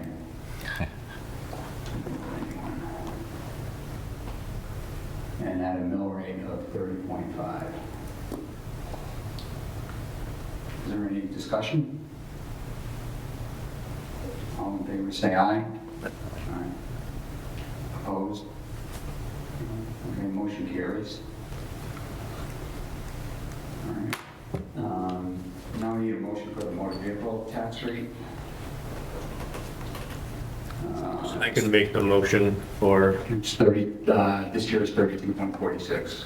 32.46, you need a dollar amount? Why are we doing, why are we setting, we're not setting a mill Usually rate. do that when you set the- Oh, yeah, that's right, we don't need to. Yeah, okay. You're a month ahead. Okay. They're all getting a tax cut anyway, so they're not gonna, if you just own a car, you do. Okay, so materials are due to Nicole on no later than Monday. Yes, you need to do the debt and the capital.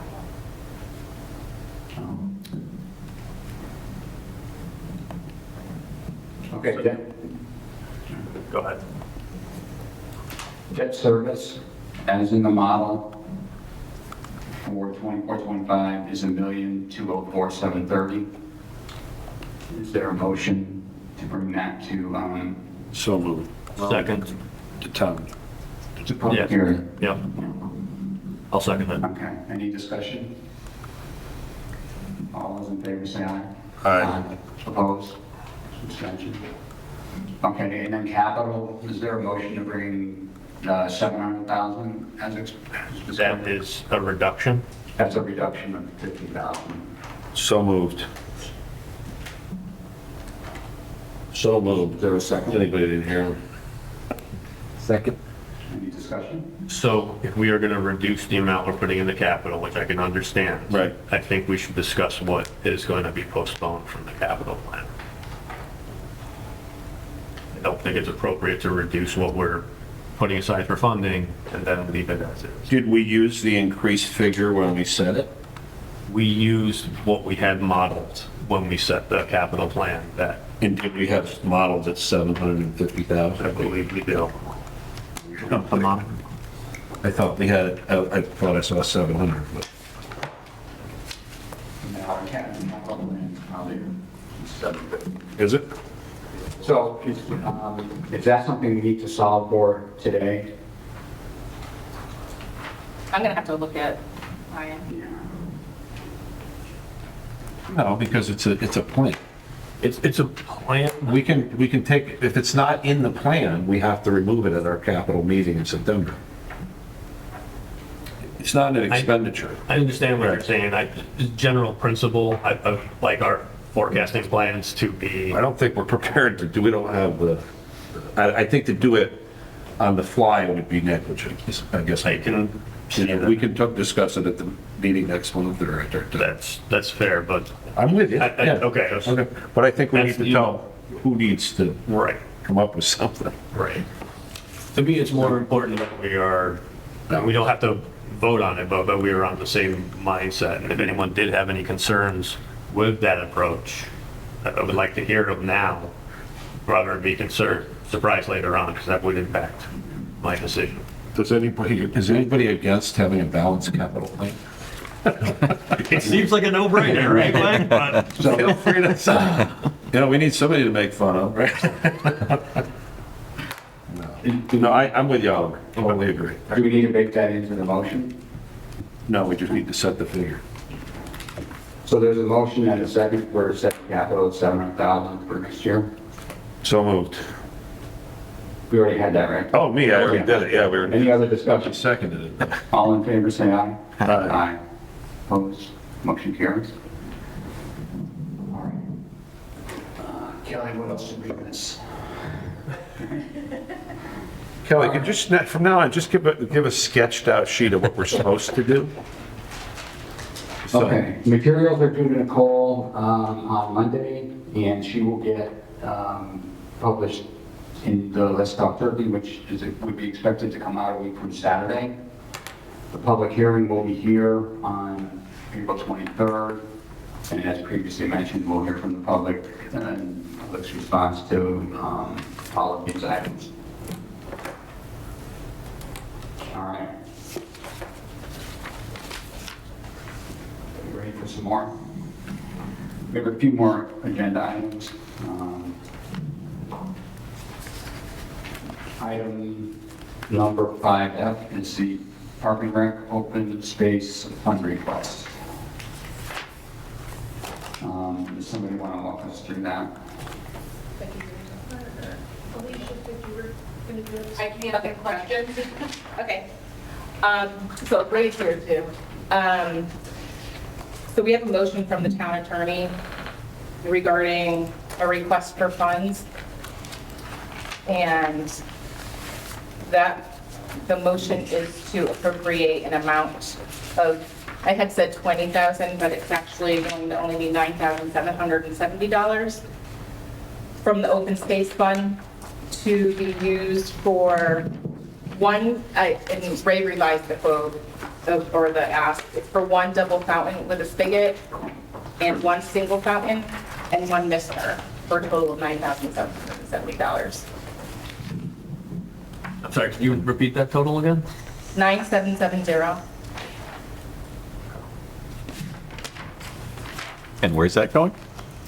Granby. And do we know the current balance? It's about 30,000. Yeah, do we get that on the, I didn't see that on the treasurer's report. That's not, no, where would we get that? The audit, I found it in the auditor's report.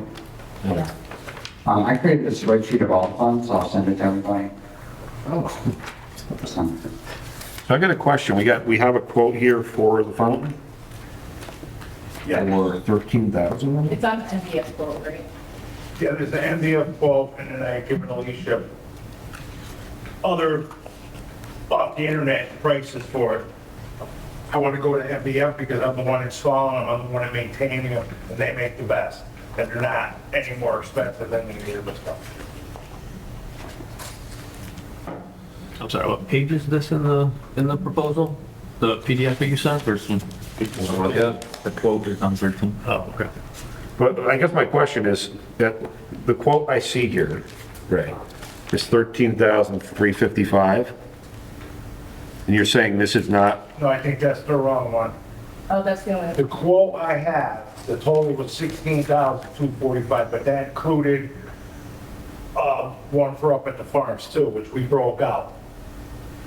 Okay, okay. so if you're looking at the quote that has a 13 on it, they screwed that one up. I got another one, you shouldn't even have it in your hands, I don't know how you got it. The total would be $15,525. If you break it down with everything, it's $9,770 for Granbrook, $5,755 for the farm. Is it possible for me to come over and grab it so we can all pass it around and look at it real quickly? So we're looking at the quote, what, did you just say you needed 9,000? The email I got from Alicia today said it was, Granbrook Park is one double fountain with spigot, one single fountain, and one mister for $9,770. Yep. So that's all we're asking for? That's it. Okay. So not the other that we broke out, because that's getting paid for another way. Oh, it was combined in the quote you have? Yes. Okay. But you said the $13,000 quote is different than the $16,000. That's where their math was wrong. We shouldn't even be looking at that. The Right. line item prices are right, but their addition was wrong. Okay. Oh. I didn't even check it. So it's really just the 9,900 bucks or whatever we're voting on. At 30, it's in the budget. But like I said, this is So a now total open to get space. prices to get the capital approved for. It doesn't mean when I go for it, when it's two different ones, and it might be something if I can get it cheaper, so.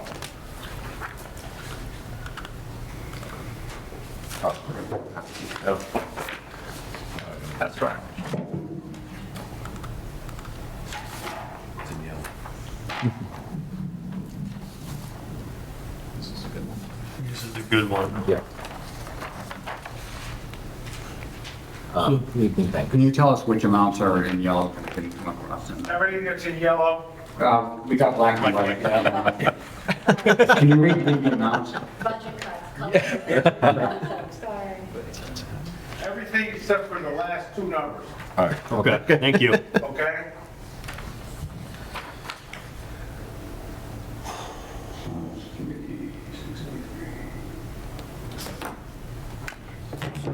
To put you on the spot, I think you've probably been the person who's here the longest. Yeah. I'm unfamiliar with this fund. Do you have any So I have the history of this? ordinance. I don't I think ever I'm looking remember at spending the it. chapter Have we ever 29. expended any money out of it? I don't ever remember. Have we? For what? The last thing I think we did was to do some greenway repairs. Oh, like 4 years ago, 5 years? ago? Yeah. Yeah. I believe you. So I just have a quick question. How does this fund normally get funded? Open space. So if a builder builds a lot, on a lot, they have to donate some to open space, so they just pay for a certain chunk. It's like Okay. It's in lieu of open space. $1,500 on every Yeah. 100,000 or something like that when Okay. you're building land. So I was on planning, so you must hear this, right? So if you have a certain lot, you're supposed to set aside so much for open space. If you don't, you can pay a fee in lieu of that. Right. Okay. So you pay like an extra $300 so you can use this much extra space, right? There's a formula. But the only question I would have, and I think you might have referenced it here, is what's the criteria for spending that money? Does it have to be? It's in the, To an email? it's in the ordinance. It says all payments into said fund shall be approved by Planning and Zoning Commission, and all appropriations from said fund shall be approved by the town's legislative body. So it goes to you, then to town meeting. Okay. So that's in the packet. Yeah, it all makes sense to me, yeah. And because of that, I'll make a motion to, we just got to go to town meeting? Yeah. Okay, to send to town meeting an expenditure of $9,770 from the town open space fund for a drinking fountain improvement at Grandbrook Park. I'll second that. And Mr. And what? And a Mr. And a mister. That hasn't worked for years, has it? The one that's I on think it? so. So there's a motion and a second. Any discussion? Any further discussion? All in favor, say aye. Aye. Opposed? Abstentions? Okay, that carries. All organized today. Material. The next item is the employee benefits non-lapsing fund. Can I make a request and ask we do the police one first? Okay. Eden, can I request we do the police one before the employee benefit one? Yeah. Thank you. Okay, so we're going to do 5H. Police private duty non-lapsing fund. PDF, I don't know. We were going in order now. That is page 15 in the PDF.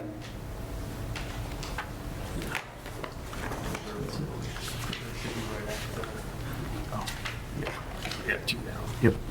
Skip there. My bad.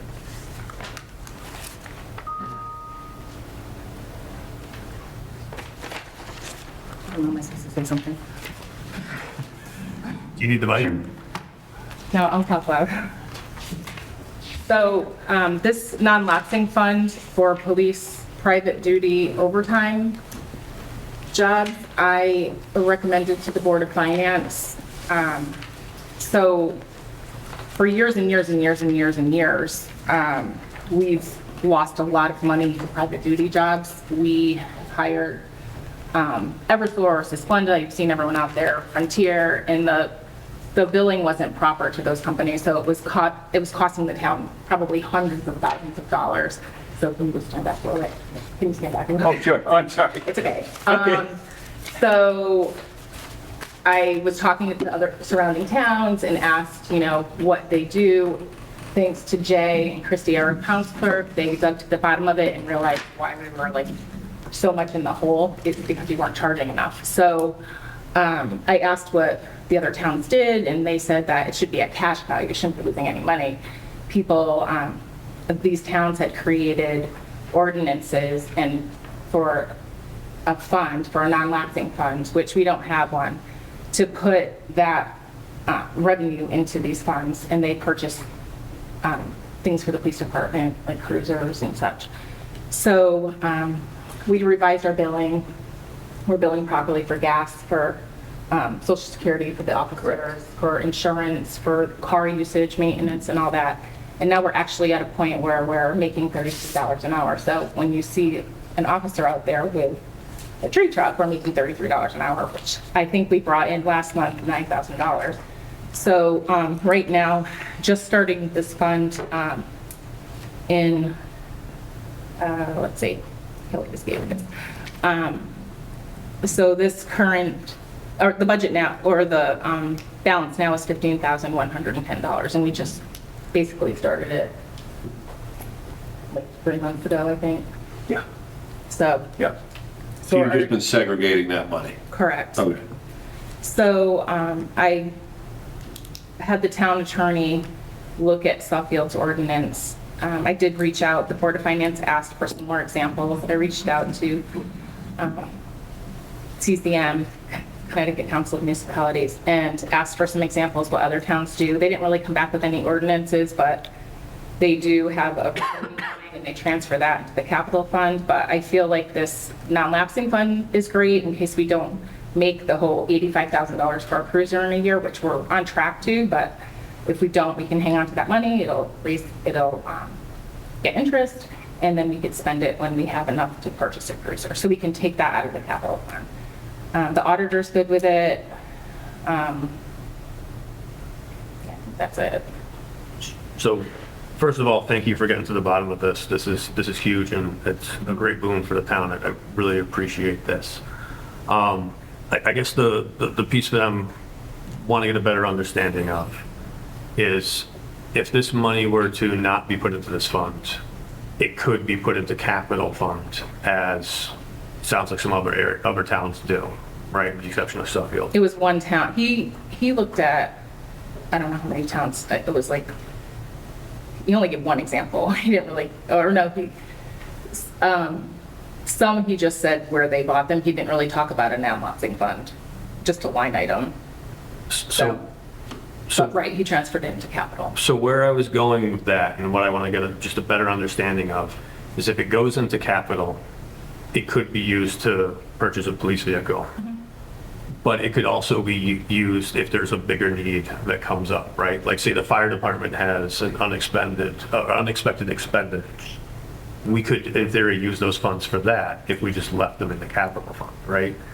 So it seems like by putting it into a separate fund, we're kind of tying our hands, right? Because if there was an emergency for the fire department, we can't access those funds if they're then allocated purely for the police cruiser. Whereas if we left them in capital, we could use them for either or. It's, your recommendation, and it doesn't tie your hands in saying we have to use it for one particular thing. So is there an advantage that I'm missing on why we wouldn't want to just take that approach and just leave it in capital? Well, I think at the last Board of Finance meeting, I had to remove a police cruiser from the capital plan, and I caught it for that. But I mean, it's just to make sure, I mean, it's revenue that the police department's getting. Yep. So it would, I mean, our resident trooper now was hoping for a new cruiser every year because we have some that we have to jumpstart every time they use them. And they're just not, it was never planned for properly to get to where the fleet is where it should be. But we worked with you to prioritize what needed to happen the most, which is Right, why but we that way moved we'll have the money for police it, part. right? Okay, but again, I'm just struggling No, with I- if something else comes up, we cannot move those Yeah, money. sure. It's tied up with just police cruisers. I just think it's a good idea. We were in such a bad place for probably 30 years, and now we're at a good place, and it's a good idea. So I just feel like, I feel the police department deserves it, the town deserves it. We can see what we're making now. And you could also have some fluctuation in outside road jobs, tree cutting and that type of thing. I know they've made significant progress over the years. So given the fact that we could have fluctuation, so therefore less revenue would be going into the account. But again, our resident state trooper, he's a believer that let's be disciplined, let's put some money aside, let's keep updating our fleet when we need to. The only way we're going to do that is to wall off the money and to segregate it into this account. Do we have a vehicle replacement plan in place at the moment? Well, I had one in every year because that's what Kyle asked for, but I just had to take one out I forget what we had to use it for. From last year?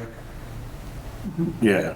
So I just want to explain, or just clarify, it's called Reserve for Police Cruisers Fund, but the way it's written, it says to provide funding resources for purchasing, outfitting, and maintaining its police cruisers and equipment. So that can be used for like body cams, car cams, that type of thing. But all that stuff we can use capital for anyway. Right, but it's not just for cruiser, so. You don't feel like the priority is there, is your point, and you want to establish it. I was going to say, I have concerns with just putting it in a general fund because it really is coming from public safety, but I completely agree with your point about the fire department and everything else. I think that it should be more of a public safety fund versus just the police fund. We could almost just take, I think as worded, if we could still do equipment as well as the cruisers, we could almost take police out of capital. They would get all their funding from this fund. So therefore, more could probably be allocated towards the other public safety anyway. The way I'm kind of looking at it. Yeah, I would probably take things out of, I would probably be able to take out the. So that the fire department would Yeah. get benefit from that too. Yeah, Could be a reality. if there could be agreement there, I just possibly could is, I have concerns with just putting additional revenues into a general fund because It's we not a know general fund, it's a non-lapsing fund. No, I understand what you're saying. In the capital. Yeah, in the Capital, capital. yeah, general Capital capital. fund is used to purchase things for the town. Yeah, the way this is worded, it says the Like- Board of Finance can make an appropriation to remove money from this fund. However, that will come with a cost, if nothing else of perception, right? 'Cause you set up the fund, people will think they own it, even though it's the town's money. If we come in to move it for a higher priority, who knows, you know? Well, the way I'm reading this, Jeff, it says we can authorize a special appropriation to transfer funds from the reserve. Oh, to take it out. Okay. Yes. So we've moved, postponed some police capital items now, and we've done that because we collectively agreed that it was in the best interest of the town to use those capital for other things. We won't have necessarily as much flexibility to do that in the future, right? I just feel like it's tying our hands, but it's not giving us an advantage to offset that. Maybe I'm alone on that. You're kind of, it's kind of contradictory because it says the funds which remain at the close of each fiscal year within the reserve shall remain in the fund, balance of the said fund, and shall not therefore be lapsed to the balance. Oh, in other words, It stays. we would It have stays to in the fund. specifically vote it out. Right. Which you could do at any point. You know, it's like a piggyback, basically, to try to build up an amount that's set aside, but I don't know. But then if there was a need for it, we could go in and, you know, to the extent that. You crack the piggy and make it open, yeah. Right, and if the fire department needed something, Okay. It doesn't require town action if we were to take money out of it? Not according Not to as this. worded, yeah, the Board of Finance. I don't know if it's legal, but that's what it says. The lawyer. The town attorney, the town attorney went over it. So, I mean, it would happen in a meeting like this, and, you know, we might have the room saying, no, don't do it, and I'm saying, yes, do it, but. It's like the school's non-lapsing fund. Well, the only thing that would concern me is I would set a cap on it because you don't want it to, like we do with, I know when we set up a non-lapsing fund for the school, which was allowed by state statute of any overage, it was limited to a certain, what was the percent? 2% or something. Yeah. It was 2% of their annual budget. You wouldn't want that, but then again, we just voted out. It's I don't- only, but, you know, it's only their private duty money that's going in here. It's not. No, I know, I'm Yeah. just saying, I'm just thinking through all the non-lapsing Right. funds that I've heard discussed. I guess if you can vote it out, it's really, I don't know. It's a weird one. Yeah. Now, other towns have done this. We got the idea from Suffield. Suffield's had a history of making some really bad decisions lately. Yeah, but they also have they have like a nice police, you know, Cruisers? they're outfitted, That's they're not like driving around in cars they have to. Well, that's a whole nother discussion. I mean, really, we should be discussing that as a board, okay? If we really do have non-functional police cars, then that's something that you should bring to us and we should say, okay, we need to fix this. I don't think that that's necessarily Yeah. something we need to be Yeah. piggybacked into. That's something, I haven't seen this the fire department came very clearly with a whole bunch of requests, and we approved almost everything that they wanted. So if that is being presented by the police, maybe they have a representative that come in here and explain that, but I haven't, this is the first I've heard that they're jumping a police car. You know, so when we hear that sort of stuff, we can address it. So Well, I think I mentioned it when we had gotten the car from Simsbury for the officer to go to academy. We needed that car because there weren't any good cars. well, that was for an additional need. Because he couldn't take one of the ones that was sitting over there. Well, that sounds like we need to maintain our fleet. I mean, that. Well, this is the whole Yeah. purpose of it. Right.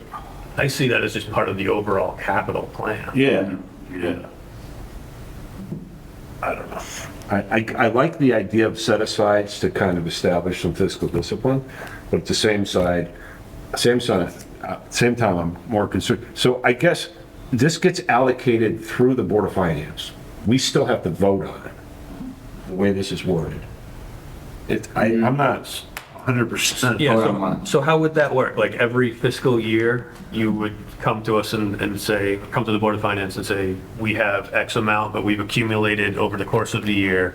We would like to Yeah, allocate. it says the Board of to-" Finance may from time to time authorize a special appropriation to transfer funds from the reserve for police cruiser funds. No, that's just spending. I'm talking about. Where does it say who authorizes the expenditure in here? I don't see that. I was about to ask that too. So it says we can put more money in. Right, we should be, It said we can take money out. No, it says from the reserve for police cruiser funds, so it's take appropriation out of it. no, from, Okay, you got $50,000 in here, you want to buy a cruiser. I'm just making it up. Who authorizes that? Board of Finance. Where does it say that? Unless I'm reading it wrong, it says Board of Finance may authorize a special appropriation to transfer funds from the reserve for police cruiser fund. from the reserve into the cruiser fund. That's how we fund Okay. it, is we approve the funding. I think Mike's What, point is. is it B where it says appropriations made in the annual budget? Is that, it would be nice to clearly see all appropriations from this fund. Under the Must fund, be- you know what I'm what I'm Approved by saying? the Board of Finance. Well, it says, I would but agree. that's under use of money from the fund. I don't know what I'm reading wrong. Use of money from the Use of fund. money from the use of the funds in the reserve for police may be included for future use in the town's general budget to offset the costs of purchasing, outfitting, and that. Okay, it may be used. The Board of Finance may, from time to time, authorize a special appropriation from the reserve for. So now we're talking about two different things, right? What's the difference between the reserve and the police cruiser fund? Who wrote this? The reserve police cruiser fund is this. Well, why are we're moving it from the reserve to this? What's the reserve? May I? Yeah. Sorry. Yeah. Is that all right? Yep. We need So Kelly. I don't have it in front of me, but if you look at it similar to the open space fund, when they just came to you for an appropriation for the open space for the fountains, it would be similar.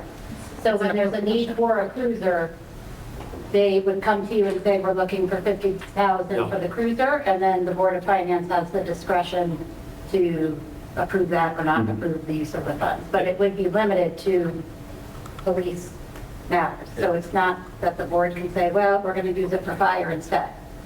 But That's we what- could move the money out into the capital fund. Yeah, if if there was we, a larger right, we need. would just request If it were that. to be used for police, because the way, my understanding would be that this is the police revenue, you're setting Right. this up with the police revenue is used for police. And that's my concern, is Yeah, I it think ties our hands. the concern, well, I think the concern is that we don't have discretion over it. It's just an open fund for the police to use whenever they feel like it. Well, what they wanna they buy. are the ones making the money. Well, you would still have discretion in the sense that But they're a town they resource can't at the end of the Right. day. spend it unless the board approves the spend.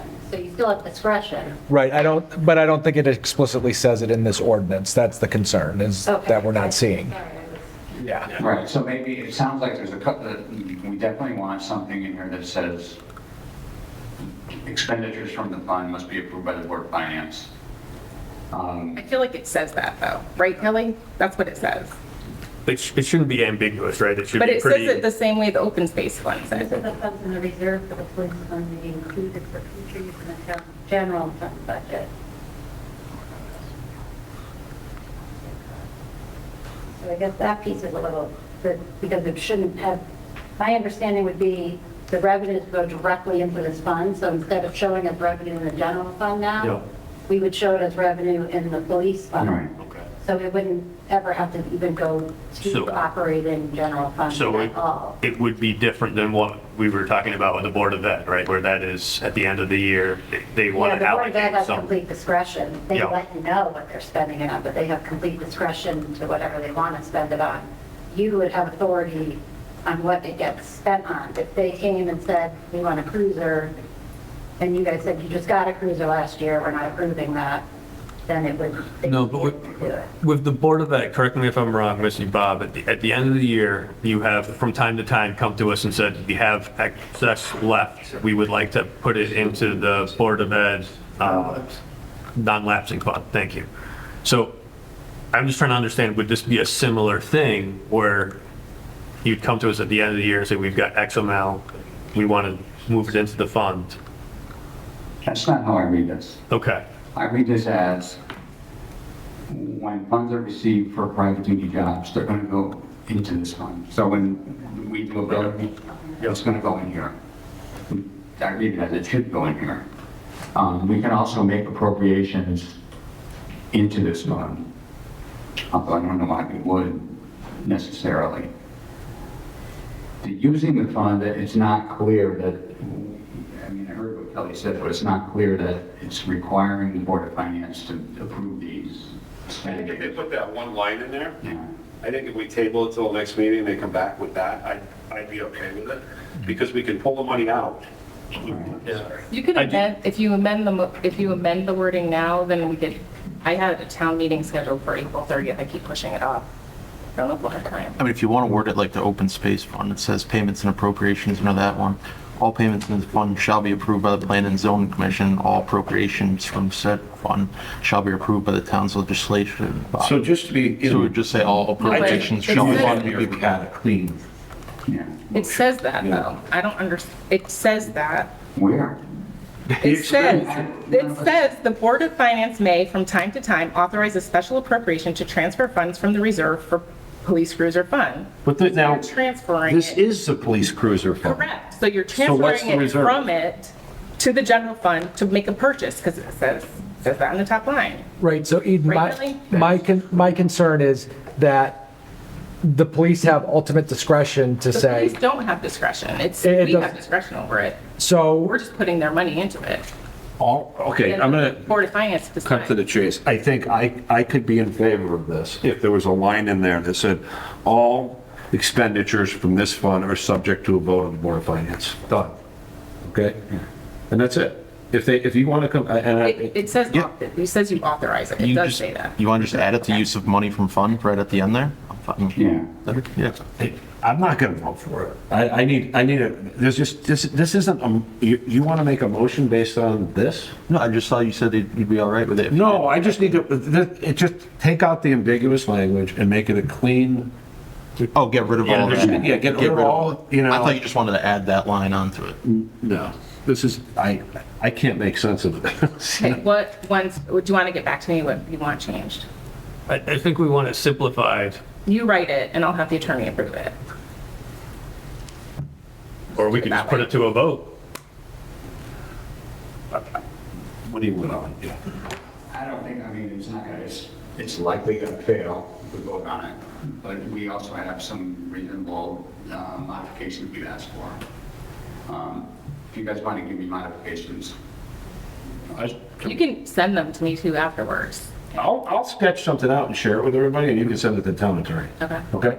If you guys are okay with that. If I might just add, simply put, our police officers work outside road jobs. We get reimbursed It's great. for our direct expenses. yeah. Okay, all of our direct expenses, including social security, including appreciation on our police cars. Okay, and the difference is going to be put into this account. Okay, and it's going to accumulate. And what we're hearing right now is that if our resident state trooper recommends an expenditure out of that account, that we would come before the board and just say, Right, and we just want to, we want that clear. And I'll try to- Yeah, no, I get that. And if you guys want to add to But it. there's not a lot of complexity here, I guess that's what I'm saying. Well, this is, Well, It's yeah, attorney we can language. clean that up. Yeah. it's We an can clean it attorney up. that got lost in words in my. Yeah, So do we, before moving this is actually a good thing.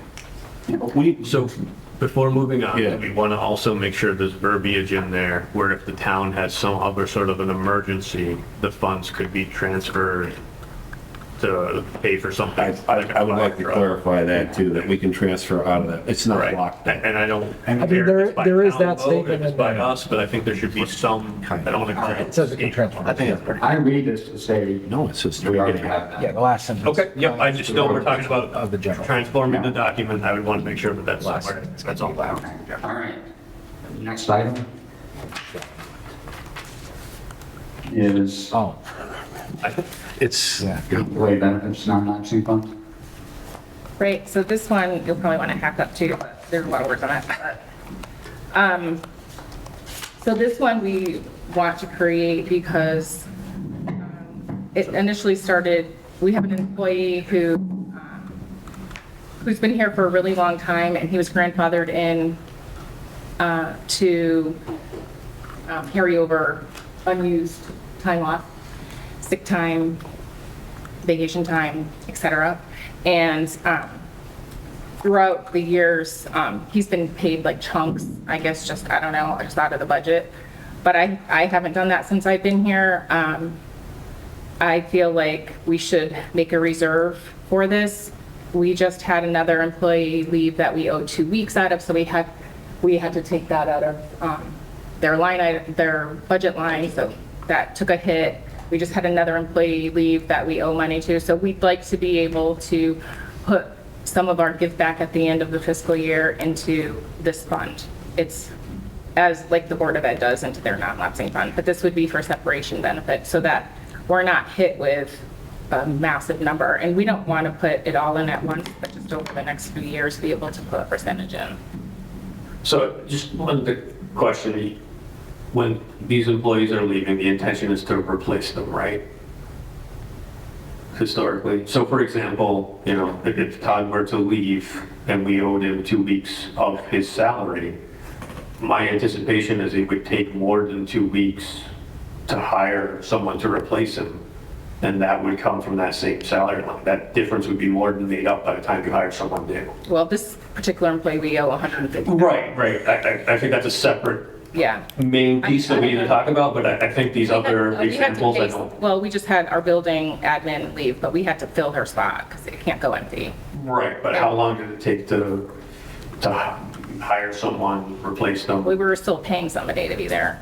And our tax collector just left, so she's going to be working until we fill someone. Can I make a suggestion? Am I saying that? No, am I explaining that right? We're not leaving. Yeah, but if you're speaking about a very specific instance, which this is, I think what you're trying to do is cover a variety of particular scenarios, right? Well, what I would suggest, you've just presented a problem to the Board of Finance that I don't think people were aware of. I've talked to you over the Well, you've last. talked to us about the one. I don't think we've discussed the ongoing issue, which is having, not having the money available to. Now, other than that one, are there others? Could you come up with a list of them for us? No one else is grandfathered. Yeah, she's been, So there's one particular liability that we are facing that we need to figure out. I think that's something the Board of Finance should talk about and try to figure out. How are we going to pay for that, okay?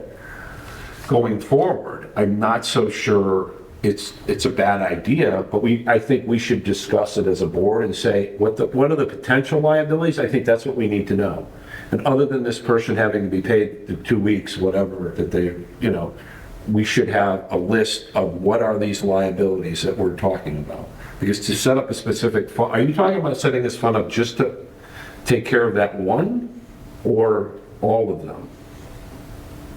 so there's only one person that is grandfathered in. That's substantial. That's going to be substantial, Yeah. is going to be impacted. There are additional, an additional use what you're proposing for this is if an employee was to leave, sorry, if an employee was to leave and you owed them 2 weeks or whatever the case may be, that's going to come out of their salary line item. So that's the second scenario.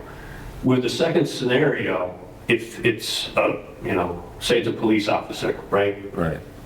That we're paying them salary month after month after month. And if we were to anticipate replacing them, if all we owed them was 2 weeks when they left, it's gonna, in my mind, take more than 2 weeks to backfill them. So it's only a temporary issue that's gonna be resolved by the time you hire someone. So I don't see it as a good use. I think we I need think a it's list. really just that one person that we need to solve for, put aside money for to make sure that they get what they are due. Well, I think Eden raises a good point in that, yes, we have that specific instance, but also there could be situations where you have long-term employees, they do end up retiring, we do owe them money that's not in the budget. We right? just said there's one. There's no. Well, we're talking, but I'm talking what else could happen besides that one. Well, could you come up with a couple examples? You've already said there's only one person That we that owe is that grandfathered sizable on. amount of money. Right, but thinking long-term too, about how we would use this. So if there's only one employee that we owe a sizable amount of money for, we're not going to get new contracts that are going to be worded in a way that would allow for a large backlog to be paid to someone, right? Yeah, and I'm not quite sure about No, I'm what not the either. police are due when they leave. Right. They might, I have to. We have to look at check the the Okay, so to Mike's point, Yeah. we need to have a comprehensive list. My understanding was it was one. If that's not the I thought case. 150,000 was enough, but, because that's going to take a while to fill. Yeah, but that you don't out. set up a fund because of one. Well, it was the auditor's recommendation. Kelly was at the meeting with me and the auditor. Kelly, are there other employees that you know of that are? So the biggest, no, that's the only one that's going to be material. No. The biggest liability would be, and this has happened, when an employee leaves July 1 and they have 4 weeks of vacation. They can let you know they're leaving July 1, so that position can already be filled starting July 1. And so that's kind of be your biggest liability, if you're thinking that way, like for any other employees, because you're going to owe 4 weeks vacation plus 2 floaters, so basically like probably plus the 5 weeks of vacation would be the max. So there's no But we don't accrual accrue- period? yeah. Everything's day July one. You get everything. So the highest liability we could have is our highest paid employee for 4 weeks. July 1 with 4. Plus the weeks of floaters vacation to cover. plus- Yeah, so Okay. assume 5 weeks of pay. So I'm just going to go out on And limb. let you know they are retiring on July 1 or leaving on July 1, so that. so Are there- Just for a frame, that would be your biggest liability per employee besides the material employee. Do hourlies get additional accrual benefit for overtime, or is it just based on? No, No, okay. yeah, it would just be full-time employees who are, not, you have to be here so many years to get 4 weeks. Yep. The minimum would be 2 weeks. And again, if they haven't taken anything throughout the year, they'd still get all that vacation. But we have had people who have left July 1 intentionally because So it sounds like. We don't do that, right? Like, you're leaving money on the table if you don't. It's a perk of the job. Makes sense. So, yeah, so that's kind of when you're thinking, what's your biggest liability per employee that's left besides the one we're talking about, that's material? That would be the biggest hit. And in that situation that, has happened since I've been here, that position was already filled. So somebody starting July 1. So there was no overlap for that. Sure. If it's unknown, somebody just gives their 2 weeks, then to your point, Oliver, that would most likely net even positively because it will take more than 2 weeks to fill. But you can have that situation where you are paying somebody almost 5 weeks of pay without a lapse. So what we would need to know is the highest paid employees 4-week gross. And that's our highest. We could ballpark 10 grand. Is that you, Kelly? It's not, it ain't me. I think that's a good estimate, right? That's about as close as you can get. Yeah. Is that lack of accrual consistent with the way other towns do it? That just seems Uh, crazy, It's honestly. Union, we follow, union even for the non-union employees, but I think that's part of the negotiation, I don't think, but there is no accrual. no. Right. Which is good, because that's what happened with the old ones. That's why we have the liability. No, so I think what we're saying is you, maybe a corporate job would accrue. Oh, no, I know what you're talking about. What I'm saying is the old employee we're talking about, Yeah. that carried that over from the old contract. Oh, The yeah. difference there is they didn't have a cap, right? Whereas. No, exactly, right. That's what, but we don't do that anymore. Yeah, no, I'm just thinking about this July 1st thing. Yeah. I mean, That's a big issue. yeah, I mean, that's It's the, 4 weeks. yeah, but it's, All right, so where are we? You want to get into the And it contract? does get accrued for GAAP purposes, the auditors use accrued for the financials, but from a cash basis, which is what we run on here, we don't have that cash reserve in. So not to put you on the spot, I know you said this has happened historically before, like, could you estimate, like, how often that happens? Once every couple of years? Like that somebody leaves July 1, but Yeah. it's only happened that one time since I. Oh, okay. Sorry. I'm just, but you guys are looking to kind of say what's the, you know, what's at risk here. Sure. That's what I was. I'm actually surprised it hasn't happened more to that. It'd be smart to do that, right? Retirement, yeah, with the July. liability to the town. All right, so where are we? Are we just? Well, so $500,000 a year. I don't know if we necessarily need a town ordinance, but I do think we consider putting aside funds so that when this employee that is due this large chunk of money does retire, it's not a surprise hit, right? It would be a good idea to have something in a fund like that, I agree. Yes. Yeah, Yeah. I agree. And you said, Eden, you said we've been paying him down overtime already? Jim did a few times. I don't know where he got the money from. Yeah, that's a whole different, Yeah. Okay, so we can't, gotta- I was gonna say, could we look at that instead of putting it into a Trying to fund? make things Yeah, right let's here. make it right. I'm trying to keep it transparent Yeah. and honest. Yeah. so just he's because we have done confident. something I a mean, certain way there's doesn't mean we some should. Makes sense. confidence issues here. I'm just letting. Yeah. He's getting a little nervous. Yeah, Yeah, well, why wouldn't he? yep. Well, we're liable It's for it. We not have- that difficult, in my opinion. Yeah. So, Yeah, and it makes sense, so okay. that's my last Just for- update. All right, no, so are we going to, those are I'm not taking it personally. somebody's going to work with the board of selectmen? Do you have an action on this? No. So, Okay. no, it's a good question, right? The risk of holding us up even longer, like, I think Eden has asked for this multiple times, and we've Right. kind of spun our wheels, and we've not made any progress, right? So, do we need more information? Is this a matter of finding out, like, is there an alternative to this? Like, could we just put the money in a bank account? Like, You got it, fine. it Yeah, doesn't you need have to put be, it in it a needs to fund be, in order for it to lapse here. Yeah. Otherwise, it's just gonna, if it's part of the general fund. So we need to establish a non-lapsing fund for this. That's what that is. Yeah, okay. And there's no guarantees, it just goes in somewhere else.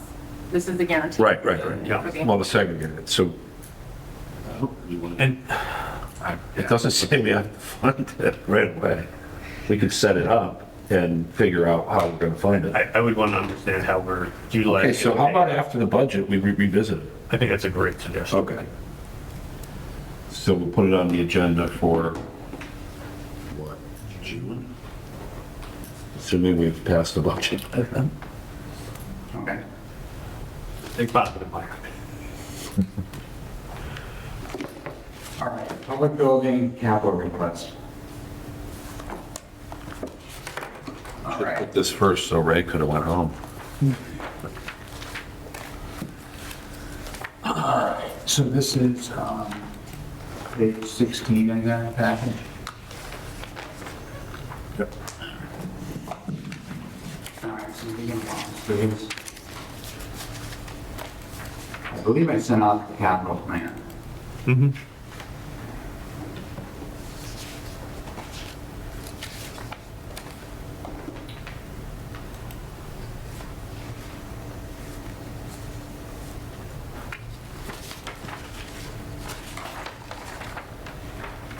Shall I explain it?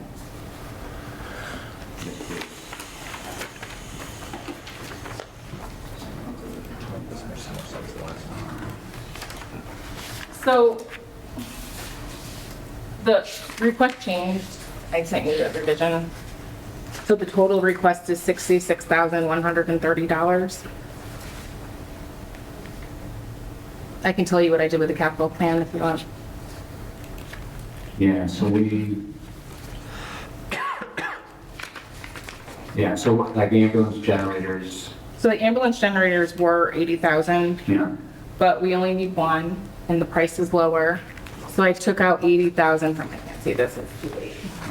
so you took that out of the FY I took 26. 80,000 out of 25, 26, Yeah, and basically put 25,734 of that into 23, 24, but the math will math when I'm done. okay, So 25,734, got it. So the Kinsley quote is from this year, Yeah. Yeah. and then the other quote is from last year, correct? Yep. correct. You Well, just let's show, go, yeah, let's let her walk us. Kinsley's fresh. Just, Yeah, that says so 320. they're all new quotes. Yeah. okay. So then we could take out the DPW generator replacement out of 23, 24. And put it where? We're just taking that out totally, right? It's gotta go back in eventually, but we need to one at the ambulance. All right, so DPW, it's not a problem at this point. I guess we can just move that to 20, just swap that back then, I didn't. To 24, 25 for now. The Santa Glaze, the bathrooms was 10, but that's 12,260 now with the new quote.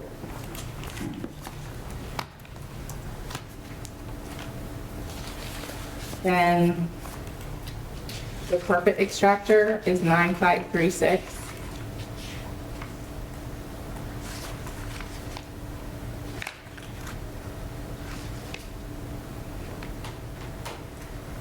Instead of the 8600. The ambulance generator switch will come out completely. 13,000. And then there's the. Is that one gonna move to another year? No, that's coming out totally, because we got the new generator. And then the Sears House fascia wrap is at 18,600 instead of 17,400.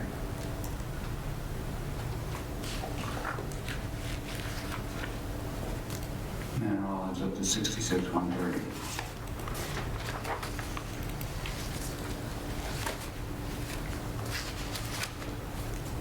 And those were all the proposed changes? So as Mike said earlier, we all want a balanced capital plan. How does this, what does this bring us to for the next 2 years? 'Cause I think 3 and on, we said we could be flexible with our policy. So it would take 32,870 off of 23, 24.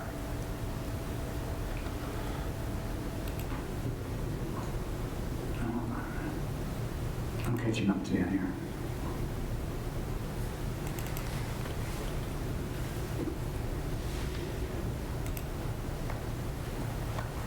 So that group of stuff used to be 99, and now it's 66,130. Right, that's what you just said. That seems to be consistent with the item.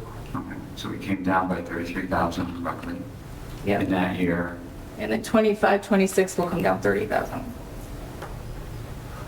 Because we take the 80 and turn it into a bit.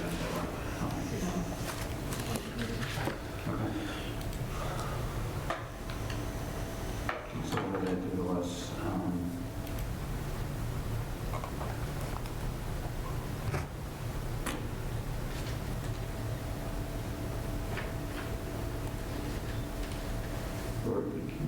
It's fine balance wise. I mean, it improves our balance for those years. Does it also happen to address our concern about dropping the funding by 50,000? I don't think it does, but it would be nice to get a pleasant surprise. It drops 33 of the 50. Right. So we need another 17 17. that we said we would address at a different time. Headed in the right direction. Oh, yeah, absolutely. Okay, so. So do we have a motion? I have questions. My only question, so just so I understand what we're voting on, it's 25,734, we have one quote for that that's current, correct? That both of them are current. That's the lowest one that I just put down. Oh, the other one was There should be a KC in there also that's current. so the 40,000 was, Yeah, there's one in here for DPW here. well, that's That's the one we're not voting on? No. Okay, all right, so that's cool. And the same thing with the The only, the Santa glaze, you have two, but what about the fascia? That's one. There's two in there. I guess I didn't print them all, I apologize. Okay. There weren't last time, One's for like 22. I thought I saw that when I read the email, but when I printed it, oh, you know what? They're two-sided, I apologize. My secretary won't use all the paper. Thank you very much. I'm good. So do they need to be Budget individual constraints, motions? Budget constraints, black and white. Budget double-sided. All right, so we need multiple motions, right? Put them together. All right. So let's see, is there a motion? So these would all be Very different things. I'm going to start. Yeah. I'll make a motion to present to town meeting a sum not to exceed 25,700. We usually round I was up. gonna say, I'd make it 26. $26,000 for the purchase of a generator for the East Granby ambulance, as quoted, I'll second. with all funds not expected to return to the general. Okay, so there's a motion and a second. Any other discussion? All in favor, say aye. Aye. Opposed? Abstentions? Okay, that carries. Is there another motion? We just use the same verbiage, Yep. and then for the Santa Glaze, all bathrooms, 12,260. That's the 13. Yeah. I'll second. With all funds to be, unused funds to be Right. raised. Yeah, yeah. Swap that lot.